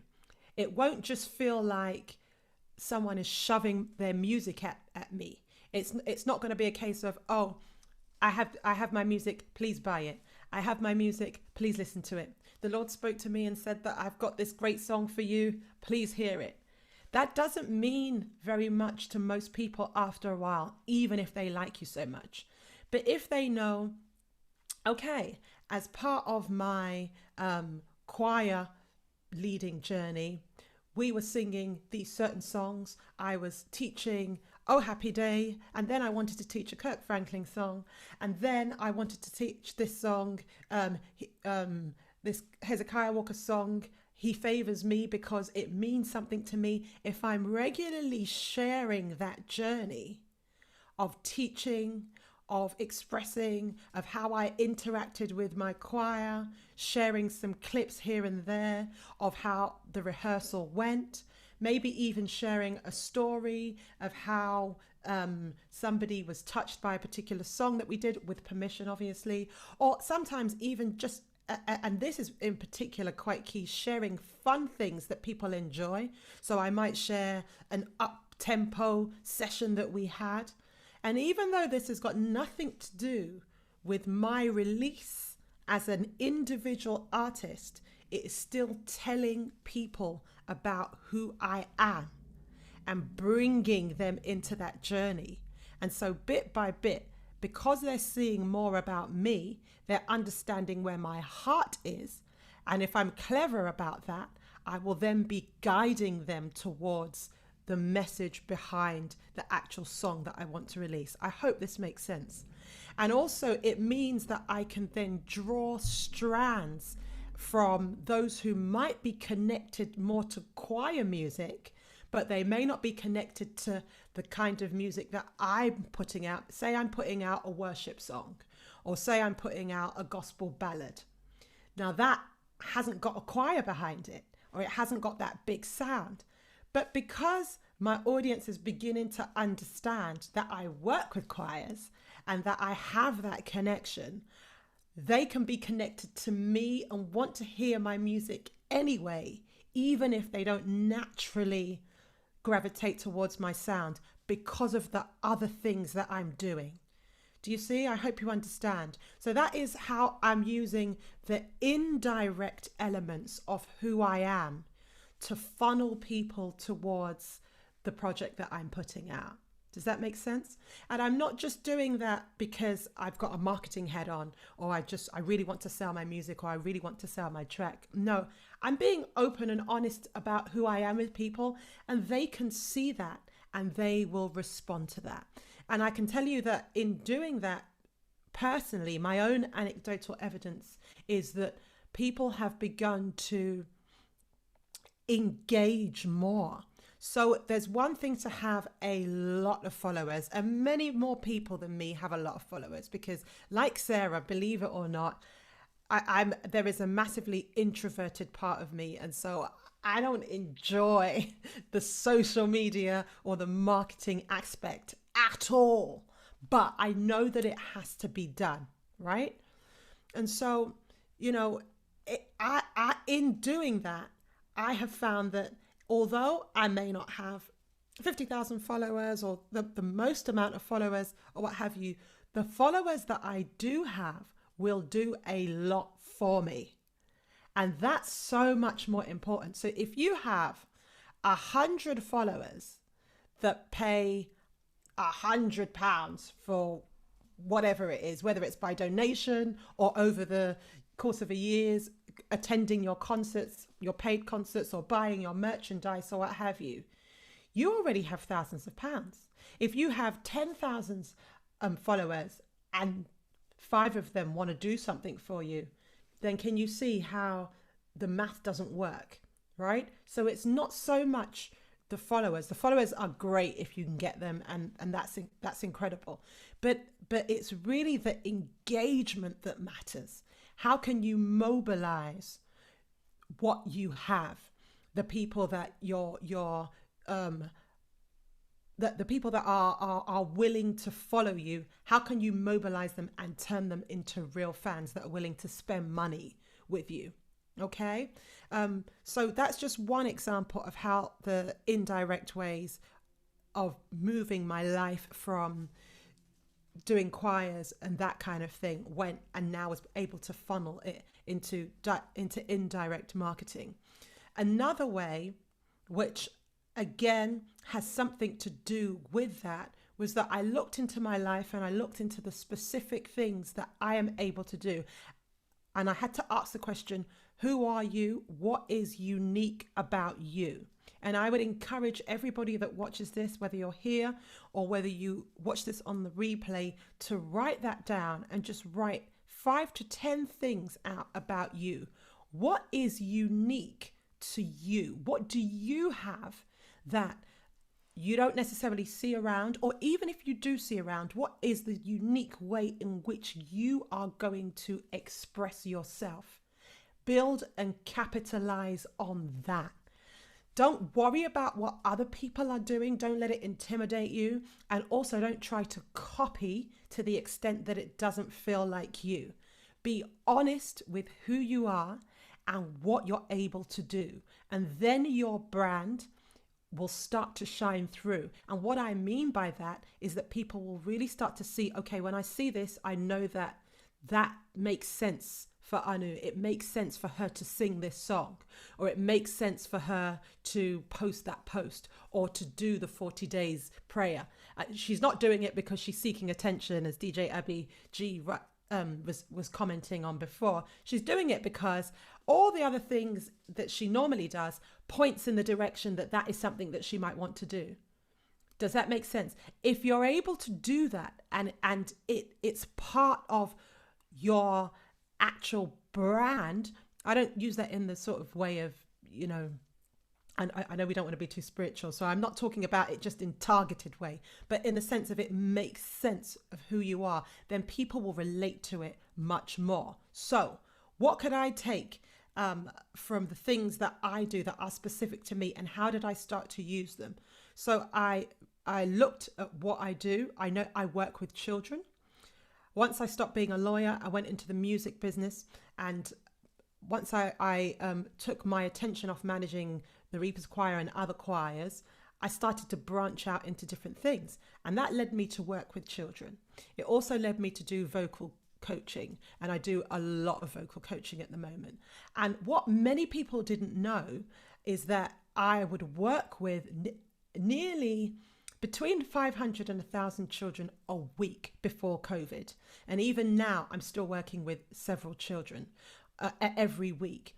And so I decided to think to myself, how can I make that relevant to what I'm doing when it comes to music generally.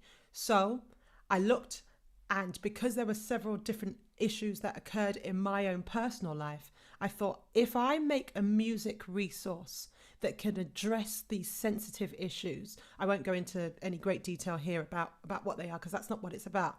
But if I can make musical resources that address these issues, and then I can then put them out, then people get to see that I'm doing different things to do with music. But it then gives people a greater idea of who I am.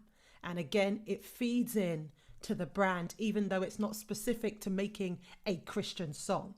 And so I did. I made musical resources that dealt with children protecting themselves, and also that dealt with the issues of the day, such as racism.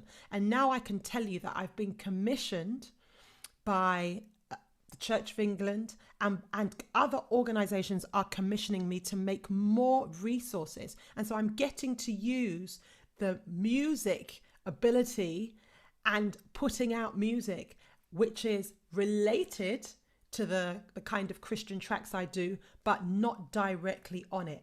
And again, I am drawing in more supporters and more fans from those outside elements that don't obviously have to do with releasing a gospel song. I hope this is making sense. What I'm talking about, to recap, is that I'm looking laterally.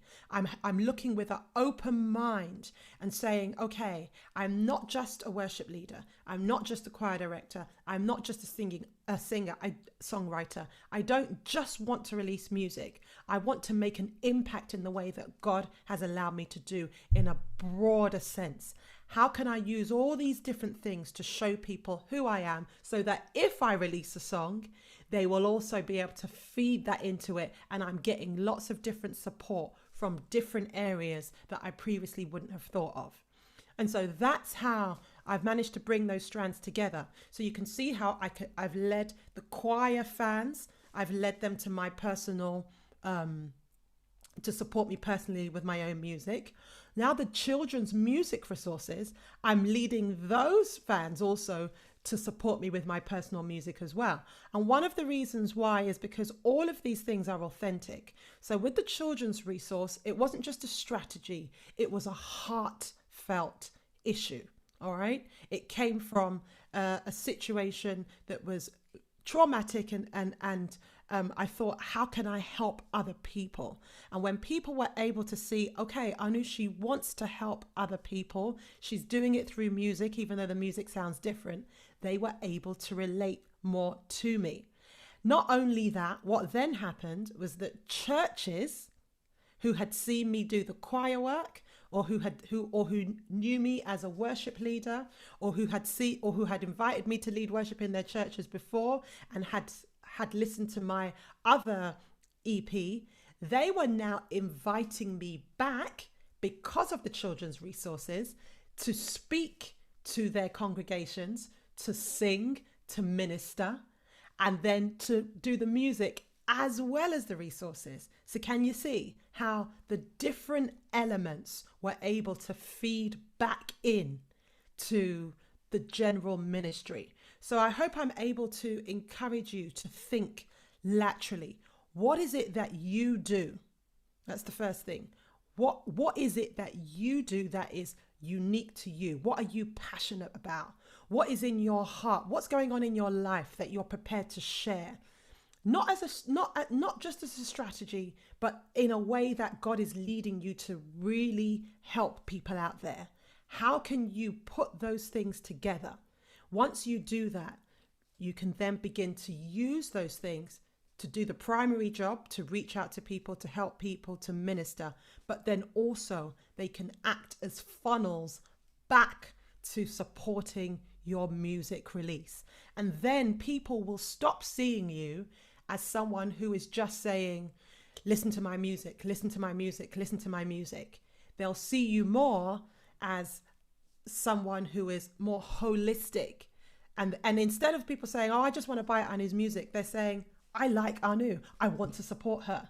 where she is. If she has a concert, I want to hear her sing. So I get messages in my inbox a lot, actually. I'm just saying, I don't know you, but I see your posts. I've seen the work that you've done with children. I've seen the work that you've done with choirs. I see that you like to share about things that are important in your life. The quotes that you give, they add value. Again, that's what DJ Abbey was talking about. Are you running a prayer session just because you want to pray, or is it helping? Is it adding value? So when people have seen that, I get messages saying, I see all these things. I've never seen you before. I've never met you before. But when next you do a concert, I want to be there. Can you see? Because people have become invested in you. Not just in your music, not just in your product, not just in your offering. And that's how you can draw those strands together. So very quickly, we don't have much more time, but I just want to say the importance of songwriting is crucial. We've talked about production earlier, so I'm not going to cover that, but the actual writing of the song is crucial. No matter what your marketing strategy is, if the song that you're writing is not a good song, you can't market it. It's just, it can be marketed, but it's not going to take. The quality of the writing has to be key. And I really want people to invest in that. So, you know, I do quite a bit of sessions where I'll teach songwriting and so on and so forth. Different platforms have called me on to speak. It's not something that I tell many people about, but it is actually something that I do. It's so important. So let me just give you one or two quick tips in the next 5 minutes, and then we can take questions, and then that'll be it. So you really want to make sure that your song has a hook. Right? And Sarah mentioned this before, but I'm going to go into a tiny bit more detail. What are the components of a good hook? So a hook, first of all, is something that draws you in.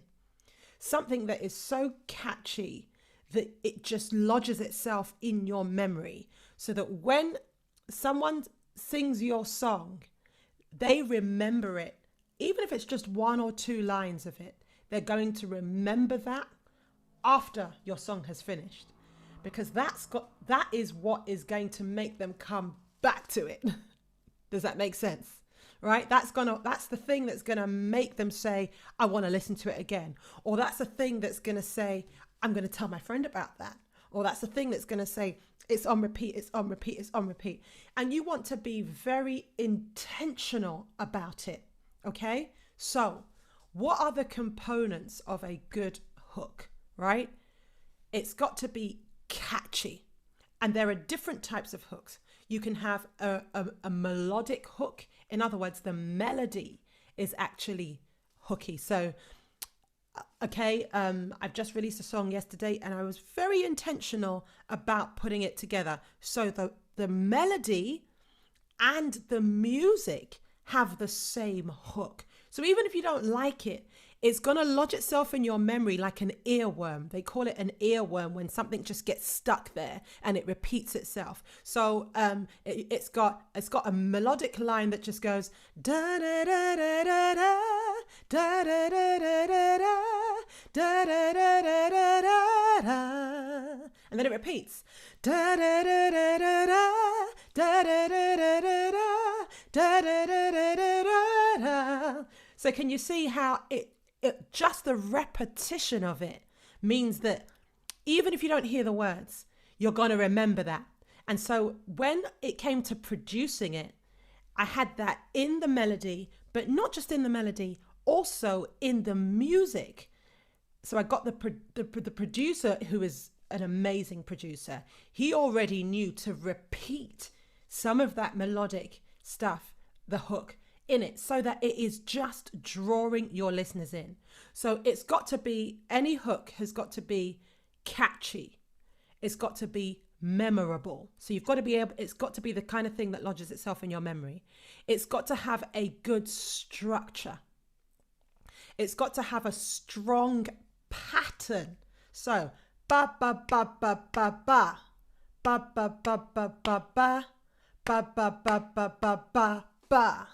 Okay, that's the so from what I said yesterday. Let's talk about what I said about the song I released yesterday. Let's talk about Sinach, Waymaker. All right, it's catchy. Waymaker, miracle worker, promise keeper, light in the darkness. So I'm singing it like that so that you can hear the pattern. Waymaker, miracle worker, promise keeper. Can you see? It's the kind of thing, the pattern lodges itself in your memory. Okay? It's deliberate. It's intentional. The rhythm keeps going. And then again, for a good hook, it's got to have what we call singability. So there are some songs that are amazing, but your average person can't sing them back. And that's okay if you're listening to an instrumental or what have you. But if you want people to keep singing your songs, they've got to be songs that are easy to repeat. Again, back to the okay, Nathaniel Bassey. Imela, Imela, oh kaka. You can repeat it. Everyone can sing it. You don't have to be the greatest singer. You can still sing it. So you've got to have singability. And then some people would argue that to have a good hook, you've got to have simplicity. It's got to be simple enough. Other people disagree with that. But the point is, any good song should have a good hook. It's got to draw people in. There are other components to writing a good song, but we don't have the time to go through it. But I thought that would be one of the main things. If I had to just expand on that for one more moment, your lyrics as well should be very catchy. Again, to use the example of Sinach, Waymaker, miracle worker, promise keeper, light in the darkness. Easy, catchy. Now, if I say it in rhythm, it's going to lodge itself just because of the way that the words are catchy and they are a hook. All right, so different types of hooks to recap: melodic hooks, rhythm hooks, musical hooks. So you can have even the bass or different instruments playing something that's repetitive. I promise you, all these things feed in to making your song a catchy song. And it has to be catchy, and it's got to be a good song before you can market it.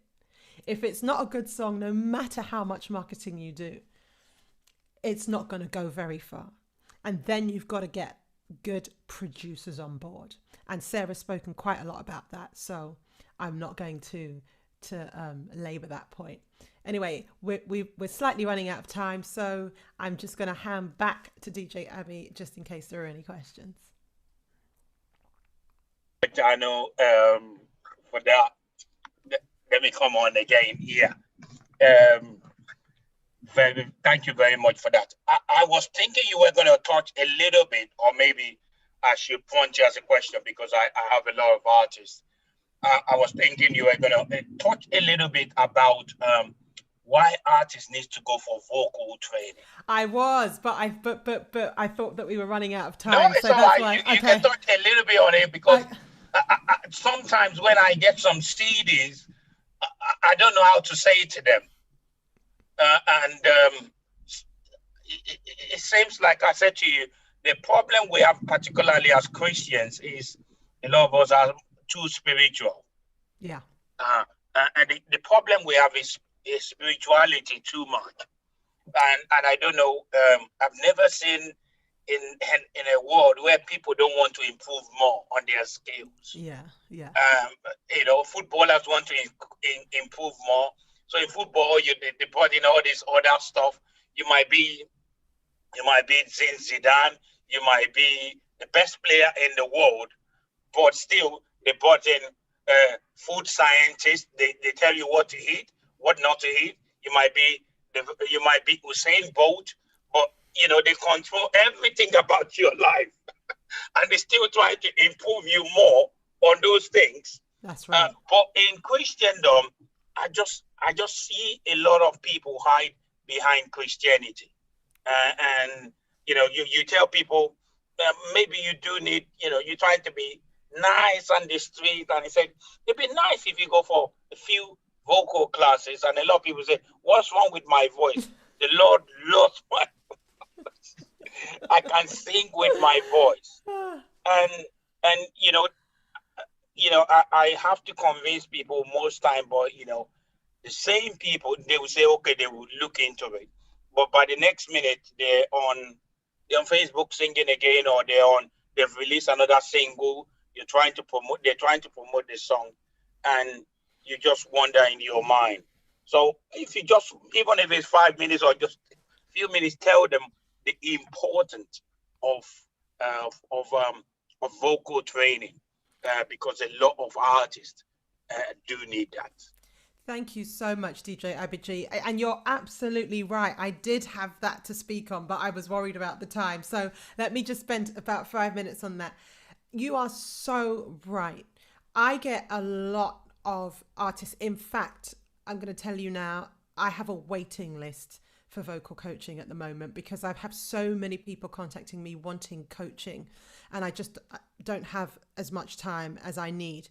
So what happens is I get a lot of artists coming to me, and just general people, but in particular the artists have really struggled with their voices. So if you sing and every time you sing your voice is sore, your voice feels sore or it feels strained, there's a problem. If you sing and every time that you sing you want to approach a specific note and you can't reach it, or if you're not sure if you're going to reach that note, or if some of the notes that you do reach are not the notes that you were supposed to have reached, then there is a problem.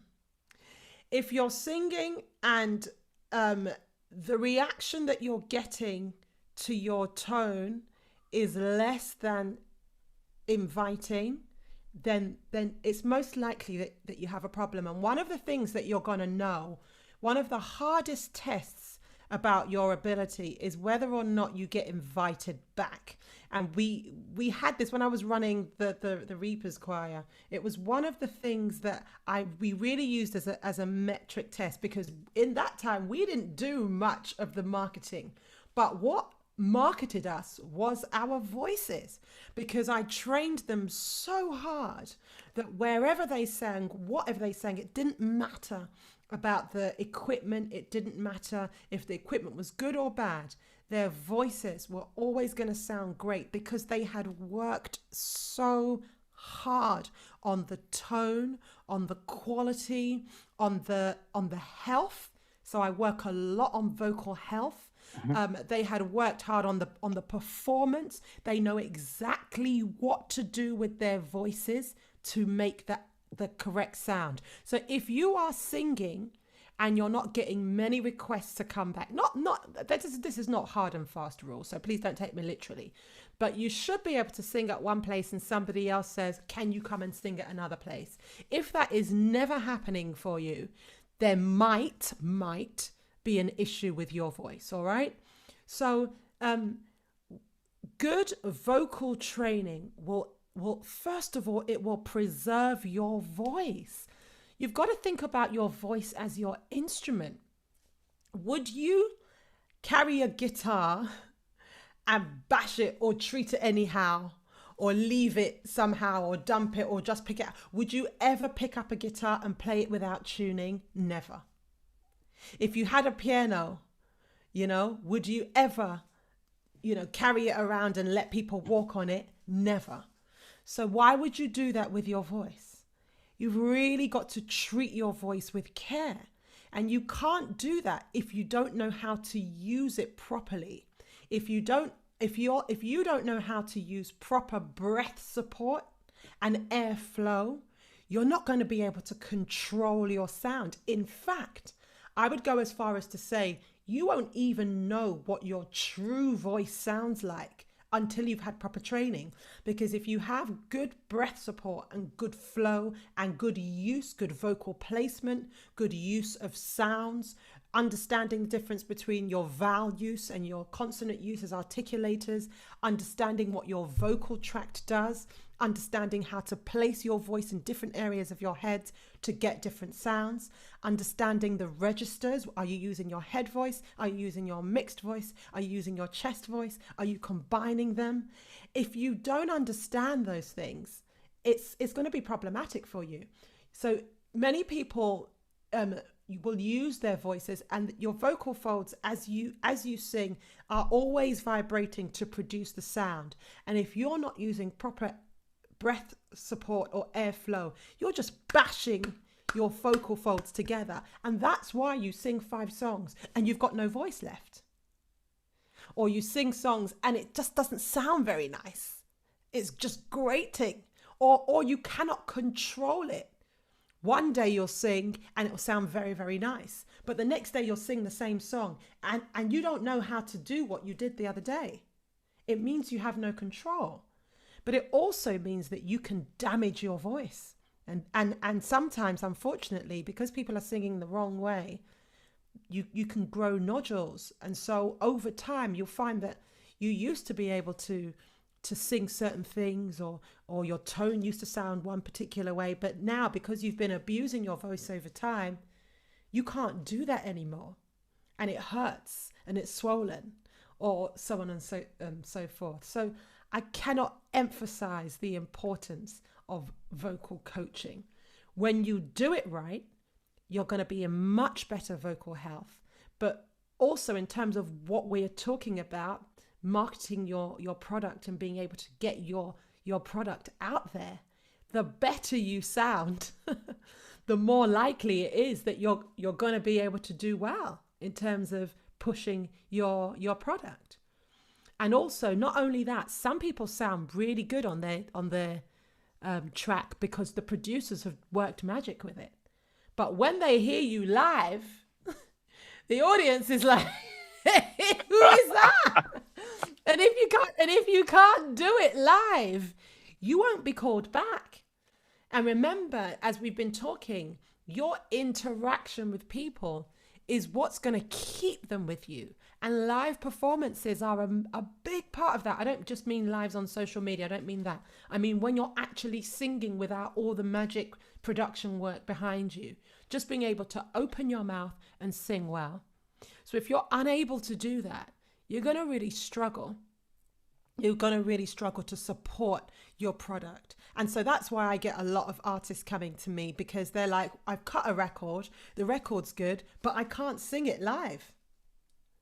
Or if I sing it live, I lose my voice, or it doesn't sound the same, or I can't get to what they did on the production work. I can't replicate that in real life. So these are all the things that I then have to work on with them. And then I start showing people just how intentional you have to be to get your voice to do what you want it to do. So DJ Abbeyg, I hope that is a little bit on the topic. Yes, thank you very much. Mr. Pam, I think you also want to ask a question on that. Yeah, no, that's she's answered. Thank you so much, and you've answered most of the questions on vocal training. And I think what the DJ Abbeyg, it was a great question that you asked, because so I thought to myself, there's so many times you've heard, singers, and you thought to myself, but really, should you be singing in the first place? Not offense or whatever. I know people have the desire, like myself, I have the desire and whatever. But I had to okay, you know what, Pam, you have the desire, you love singing. And I'm not going to say, oh, God, God told me to sing. You get me? I had it in my dream or whatever, but then, one had to go for vocal coaching. You know what I'm saying? Because there's skills, as you just highlighted, that you needed to apply, when singing in every sphere of profession. You go for training. Yes. It's only when it comes to, as DJ Abbeyg said, when it comes to, Christianity, when it comes to ministry, when it comes to running a church, when it comes to, running people's lives in somebody's hands, people don't take the strain to train about it, to know how it's important, how people think, the issues that people go through, mental health issues, finances, budgeting, and all. Nobody takes the strain to do that. They just decide, oh, God called them, and then they open a church.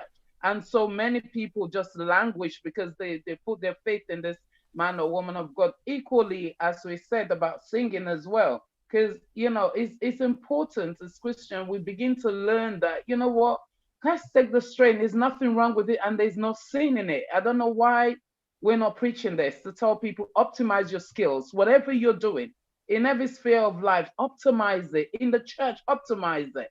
Don't just decide, okay, I just want to be a singer, and then you start bombarding with people and people cringing when they hear the voice. It's not right.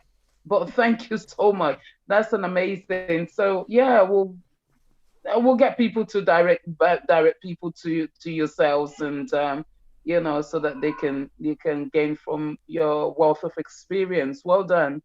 And I think we've actually been another Zoom event. I'm trying to remember what it was, because you spoke about children's mental health. Yes. We have, yes. So what I had to speak on mental health, adult mental health. I remember you. Yes. Well done for what you're doing. Thank you so much. Thank you so much. Thank you so much. God bless you. Amen. Thank you, my brother, for putting this together. It's amazing. Well done. Thank you. Is there any person that has any other questions to ask Anu regarding what she's talked on today? Hello, Anu. I have a question. Hey. All right. So my question is basically, as an artist, you talked about, producing a good song. You talked about, having good vocals and training your vocals and things like that. Hopefully I'm not going out of the topic of conversation, but how do you handle burnout? Because no matter how you train your voice, of course, you ensure that you produce good music and all that, but as artists, you also have points where there's burnout. So yeah, I don't know if that's too broad of a topic, but yeah, how would you handle that over time? No, that's a really good question. Are you talking about burnout vocally, or are you talking about burnout generally? Both. You can tackle whichever one you want. Okay, yeah. So burnout vocally is generally because you haven't trained it very well, and because you don't know how to look after it. Okay, don't get me wrong. Anyone can burn out vocally if you're doing too much, and so singers, the professional singers, will take rest days. So I always remember hearing about Luther Vandross, the singer who passed away, the very famous singer. Just in case we have some young listeners who don't know who that is, he would not speak for a day or 2 days. I think before a big performance. I think.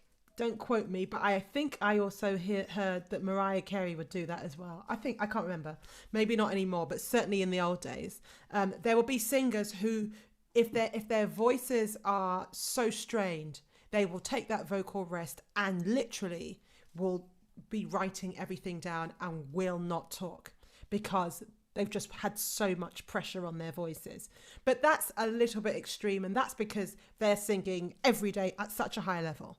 Okay, but for the average person in our environment, if you're singing on a Sunday during worship, and maybe you've got an engagement on a Wednesday after evening or a Friday after evening, and your voice is always strained, you're not using it properly.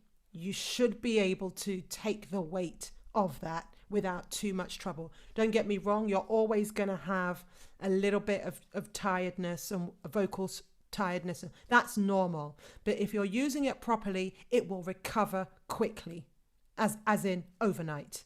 Okay, and you'll be able to do several events and shows. That's how you get West End stars singing every night. And you've got to ask yourself, how are they able to do that? So that's vocal burnout. In terms of general burnout, it is so important. On the seventh day, God did what? Rest. He rested. Why do we feel that we shouldn't rest. And not only did he rest, he actually commanded us to keep the Sabbath holy. And that's not just in an attempt to recognize and respect his awesome power and who he is. It's also rest that's included in that. And so I say that to say we have become very good at wanting to do everything all the time. We've really followed the 24-hour lifestyle of the world, to be perfectly frank. And I'm guilty too, so I'm not talking from a point of view of judgment at all. I'm guilty of that. So I had to build rest into my schedule. And that is so crucial. And what I used to do, the mistake I used to make, because I love music so much, I'll say, okay, I'm going to go and play the piano for an hour and that will be me time. It's work. Because playing an instrument is part of what I do. So you have to do something additional that is unrelated to anything that you do, that is just for you to rest. Otherwise, you're going to burn, and something that can feed into you. Now, the spiritual part of that is so important as artists, because we are so used to being called out to minister, called out to give. As the lovely pastor said, you know, she's seen me on another platform speaking about this, that I can be on, if I'm not careful, I'm on platforms every week and every weekend. And I've had to say, no, I can't do this. To be perfectly honest, it was because I really enjoyed DJ Abbey's invitation that I said I'm going to do this, because normally I don't work on a Saturday anymore or a Sunday, because otherwise it's too much. We as artists, we have to be able to draw from the well, not just give. So that means we have to be plugged in to make sure that our relationship with God is on point, not just working for God, but our relationship with God. It's like husband to wife, isn't it? Or parent to child. It's one thing if you're seeing each other every day because you've got to look after the children, or because you've got to eat, or because mummy told me to do this. You're talking to each other because someone's giving you an instruction. It's quite another thing when you sit down and have a conversation, isn't it? It's quality. So we as artists have to make sure that we are still having that quality time with God. We're still able to receive from him, to talk to him. Sarah spoke about how she's always in conversation and how she takes those periods of time, if she's doing a fast or whatever it is, very seriously. We have to do that. We have to be able to say, Lord, what do you want me to do? How do you want me to? And also in his word as well, for ourselves. And the danger that we can fall into is that we can read the word and study because we want to teach or because we want to sing.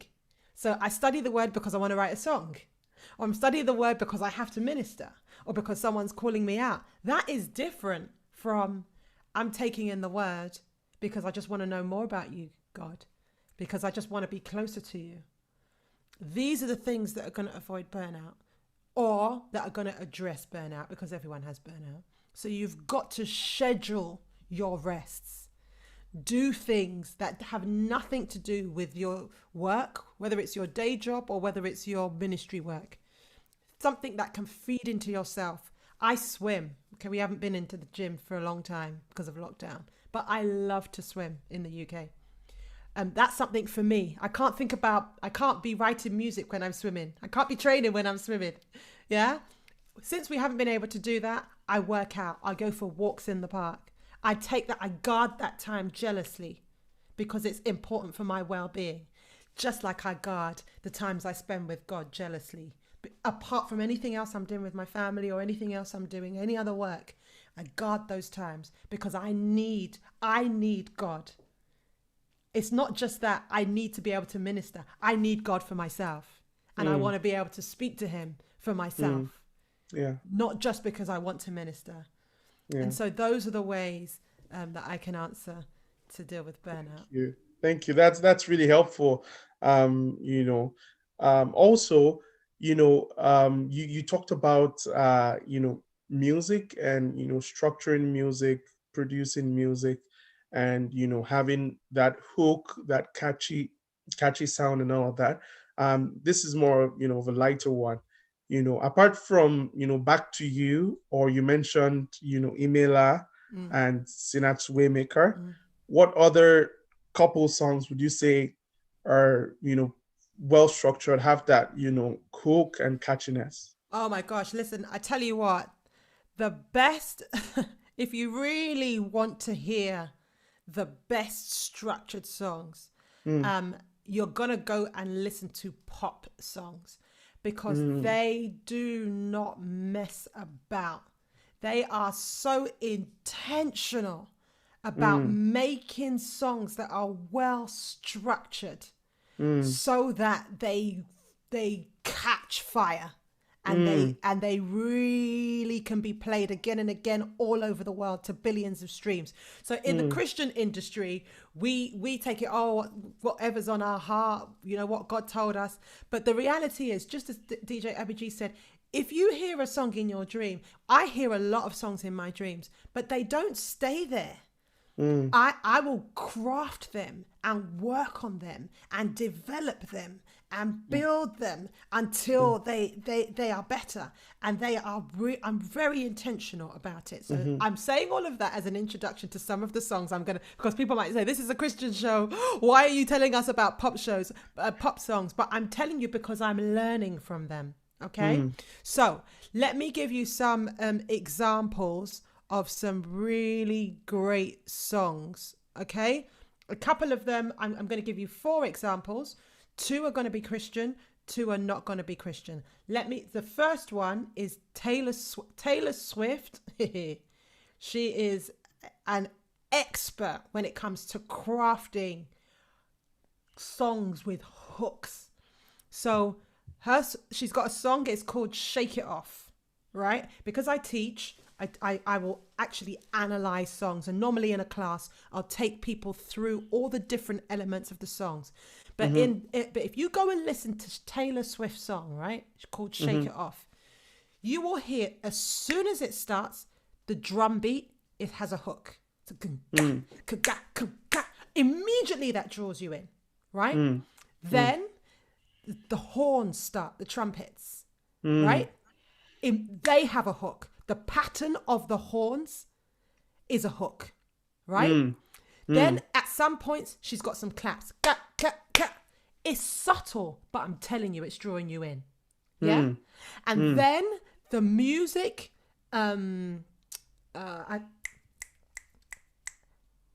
are some melodic riffs. Unless I play it, I wouldn't be able to tell you. But they've got hooks. And then the actual melody, right, is the verse, the pre-chorus, the chorus, full of hooks. Wow. So if you analyze that song, you can count about 8 or 9 hooks. The song is 3.5 minutes or something like that. And it's got so many hooks in it. It's crazy. So the people of the world, they're shrewd. They don't mess about. Wow. Right? And in fact, if DJ Abbeyg gives me permission, I might actually just play it and just point out those hooks to you. Okay. Another one that's got really good hooks, Coldplay, Up and Up. Again, Coldplay, they amazing songwriters. Up and Up. Just crazy hooks. Now, Christian songs, Anita Wilson, All About You. These are songs that I use when I'm teaching to demonstrate. So that's what I'm reeling off. Okay. Anita Wilson, All About You. As soon as it starts, the drum beat. It's again hooks. And then she has her pre-chorus. My memory's failing me. I can't remember. I can. It's almost at the tip of my tongue, but I can't sing it for you. I want to sing it for you, but I just can't. I can't remember all of it. But it's just full of hooks. It's full of hooks. So if I get the lyrics up, because I really want to demonstrate, because otherwise it doesn't make sense.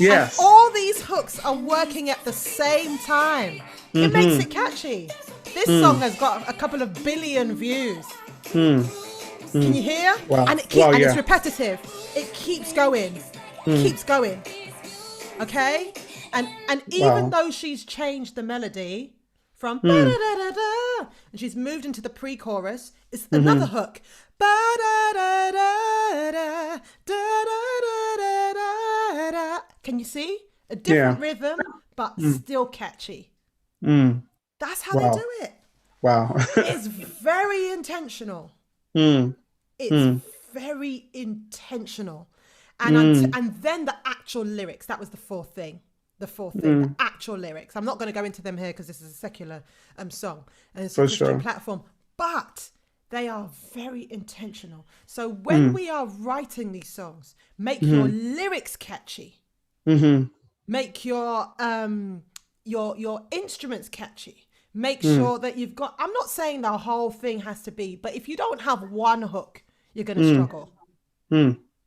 And let me just play the last bit of it to get to the chorus and where the lyrics really becomes clear how catchy it is. So here we go. Play. This is the chorus. Hey, hey, hey, hey, hey. Shake, shake, shake, shake, shake. Shake it up, shake it up. Can you hear that? Yeah. So in the words and the rhythm of the words have got hooks. So the player's gonna play. Hater's gonna hey. I'm just gonna shake. Shake it up. Your kids. You know, Sarah Teibo was talking about who's your target audience. Her target audience are children, right? So kids from the age of like 10, whatever. Do you know that they know not even, what am I talking about, 10? Let me talk true. From about 3, 4, they know all the words. Because it's so catchy. Player's gonna play. Hater's gonna hey. And we are fighting for our children in the kingdom. And we're trying to keep them away from bad influences. But we're not writing songs that draw them in. We're writing songs that are complicated. Do you see? And that's why some of our like Afro beats and what have you, they really go in because the rhythm is your hook. The beat, the drums, whatever. And so now a lot of, you know, the young people and older people as well will go in for that because that's your hook. Right? Yeah. So I've really got to round up now. It's only because DJ Abbeyg is because I really respect you, you know, that I managed to stay on so long. Thank you very, very much. But please just give them your details so that Yes. If people want to get hold of you or people who are watching the playback, they can get hold of you as well. Yes, so it's at Anu Omideyi. Everything is that. So my website is anuomideyi.com. All the social medias are at Anu Omideyi. And so you can catch me on that. Again, if you want to get in touch with me, hit me in my DMs or message me. Or you can go to my website. There are many ways to contact me through my website. You can contact me and it has my email address there, and then we can get in touch that way. But I hope that this has been helpful. It is. Thank you very, very much. I know it's been a lot helpful, and at least I know a lot of people when they're watching this on the playback, they know. I mean, a lot of the things you said would resonate with a lot of them.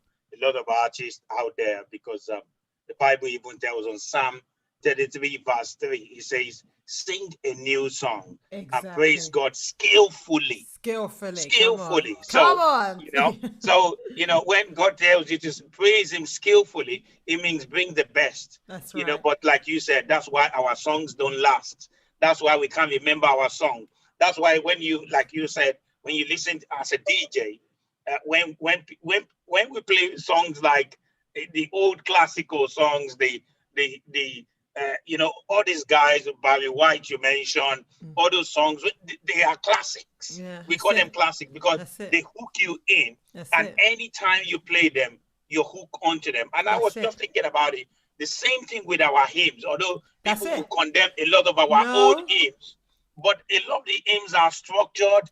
never today. All Exactly. our hymns are Exactly. kind of structured, but our songs today are just all over the place. That's right. Because somebody, like I said, most people just think God's give me a song, run to the studio, and I got to sing that song. And a lot of our artists, like you said, can't even sing the song now. A lot of them end up miming on top of their songs when I see people sing in church. And I'm thinking, God help us. And then there are people like Beyonce who spend thousands trying to be perfectionist in every little detail. That's right. That's right. Very detailed. And That's we people in the kingdom should be like that. That's very right. detailed. But That's we right. are the ones who hide behind spirituality, and may God help us all. Amen. Thank you, Anu, for your time. Really, really You're most celebrate you. Like I welcome. said, anybody who wants to get hold of, in songwriting, very key. Songwriting, what you just mentioned as well, the structure of your songs, very, very key in the music business. And that's why I am taking time out to bring this to people every last Saturday of every month, as the Lord would allow us to, so that people in the industry, I mean, as a DJ, as someone who relates with so many people every day, you just get all this product, and they wonder why DJs don't want to play it. People don't want to support the music, because, to be honest with you, there's nothing inside. But may God help us all. Amen. Thank you, Anu, for being on the show tonight. May God bless you very much. Thank you Thank so you much for so having much. me. Thank you. If there's any other person on the line with suggestion or any other thing, I think Lady T has also gone. I would have loved her to just tell us about the organization, but hopefully very soon we'll get her on the show as well soon. If there's any other person with any question, or I should just round up and we'll call it a day. So anyway, thank you, everyone. Anu, thank you for coming and being a blessing. Thank you, Sarah, Sarah, for coming on. Emmanuel Briggs, all the way from Canada. Thank you. Celebrate you, brother. God bless you. Bola Fola, I see you come on. But don't worry, you watch the replay on YouTube. Lara, which Lara is this one? Oh, thank you for being on our show tonight. And anybody who is watching this, please do pass this on and share this with other gospel artists. Let them learn. Let them be. I know people are busy, and let's pass this information around to people, and let's be a blessing. And we'll be back again by God's grace in March with another speaker with wonderful thing, teaching us and educating about the music industry. If you want to get hold of me, I'm DJ Abbeyg. And thank you, everyone that has been on the platform. Thank you to UB Franklin, who was there, and Tracy Telota on the January one. Please go online as well. Share it with everyone. All this information adds and builds onto one another. So please do share it and be a blessing to us out there. And whatever the Lord leads upon your heart, be a blessing. God richly, richly bless you. And definitely you would hear from me very soon. And like I said to you, invest your time in the business education. It's a new time. It's a new season. God richly bless everyone who has been there. And thank you for your support. If you're online, you're on YouTube, you're on Facebook watching this, thank you for your support and care. God bless you, and keep in touch.